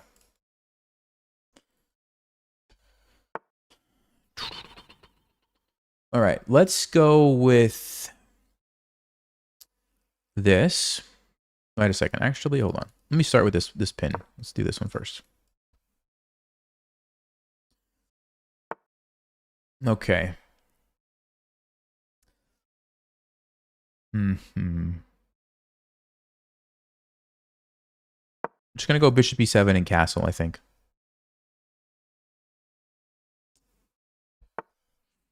All right, here we go.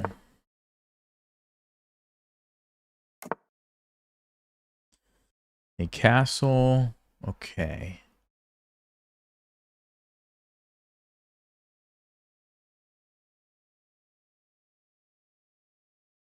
I know I want to attack. The question is, how do I want to do it? I think I'm going to swing the queen over here, reposition the bishop, and go for a checkmate threat here. Now, they might try to stop me with h3.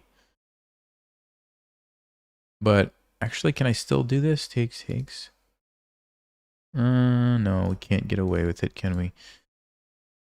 That's fine. We'll just move the bishop back somewhere.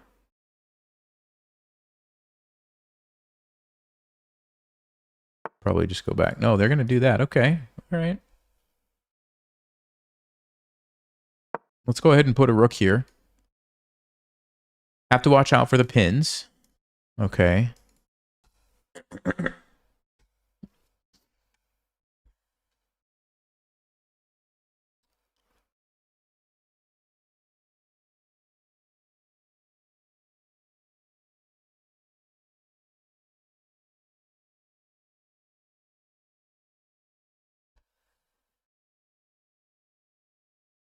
Do you know what the sad part is? Even if we win this game, we don't get above 2450. We only get 2 points.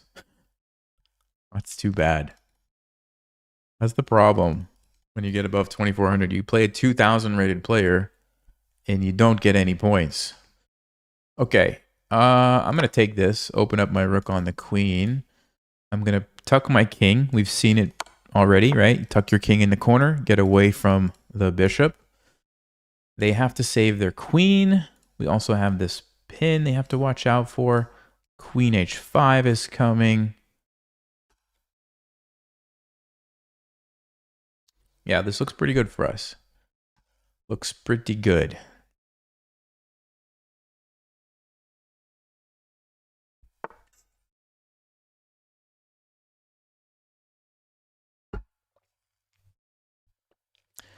Okay, so whenever you have a pin, you always want to see if you can take advantage of it. This looks like one move. Queen h5 also looks good as another option to take and take here. Which one is better? I like queen h5 because of the pressure on the bishop, right? You guys see that? Because we're going to just win a piece. And if they try to take me, the rook comes up and we really have this. Yeah, I think we should do queen h5. We still have knight e5 later if we need more firepower. Like if they just defend, we can always crank it up some more with this.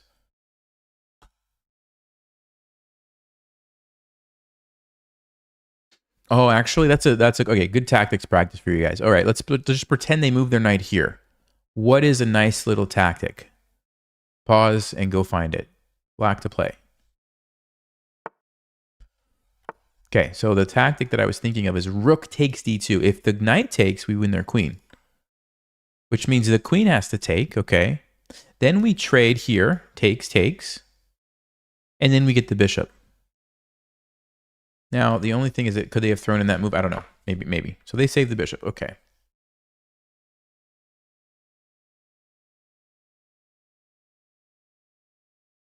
I think I want to just go here and get rid of that bishop. Although, yeah, my bishop's not doing anything, so I'll trade it off. Also, it brings my rook up where I can potentially swing over. This is what we call a rook lift. So definitely remember that one.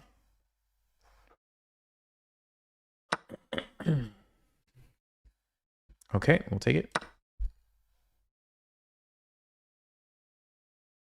So I still have this threat, right, of attacking the pinned knight. In fact, I'm most definitely going to be playing this next move. Even if they attack me, I think I will go there, sack the bishop, jump in with my knight, which threatens checkmate, and I don't think they're getting out of that one, guys. Also, the rook will come over with double checkmate threats. So this is huge. This is a really big deal right here. I don't see how white's going to stop that. Yeah, they try it, but let's go. Let's go. Because you can't afford to open this up. There's just no way. Not with my knight and queen and all the pieces ready to just remove the one defender. It's just game over. All these pieces are just kind of silly. So it's essentially like we're having a game where it's like these pieces against these pieces, right? Well, who do you think's going to win? So, okay, they realize that they can't take. Yeah, I think now we can do the move I said earlier. We sack it now. The point is the knight cannot take, so the queen has to leave, and then we just come crashing through. And that's going to do it, folks. That's a brilliant move, or it should be, if chess.com is paying attention. So it's like what happened was we managed to get all of our pieces into the attack, and white managed to only defend with a couple, right? And whenever that happens, that's like a signal, like now's the moment. You got to find the tactic. You got to find the sacrifice. So I think we just take here. We just keep the checkmate threat.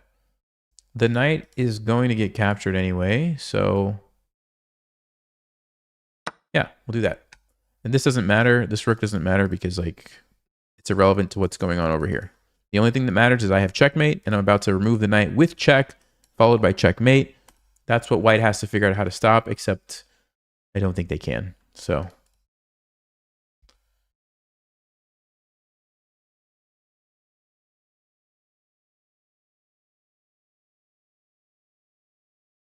All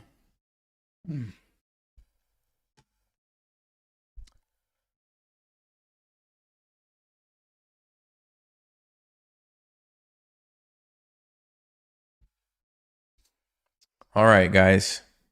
I hope you learned something in this stream. This game is over, though. This game is over.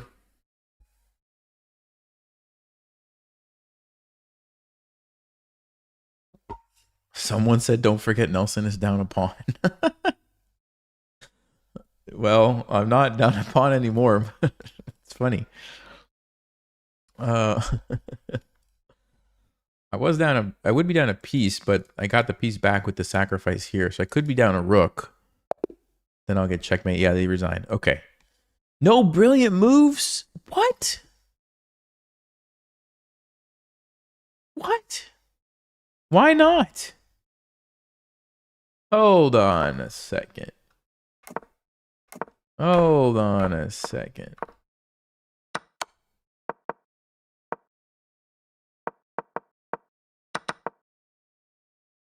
Okay, that could have been a brilliant move in my mind.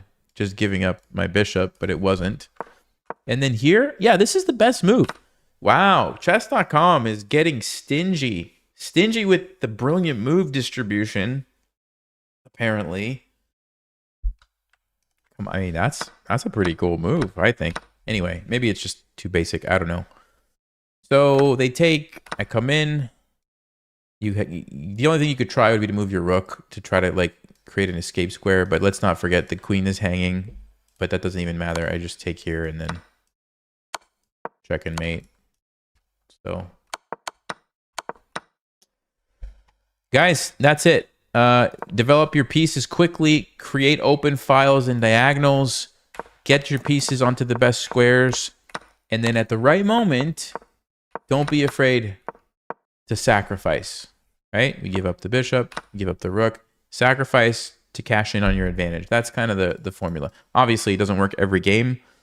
Chess is not that simple and easy, but it's good to just sort of, it's good to have like a game like this in your mind of like, okay, I saw how it worked in that game. Kind of gives you an idea of what you're striving for when you're playing, right? Now, of course, it's going to be different when you play, but at least you have the plan, and that's really great. That long-term plan of like, this is what I'm going to try to do, and hopefully not get too distracted along the way, depending on what happens in the game.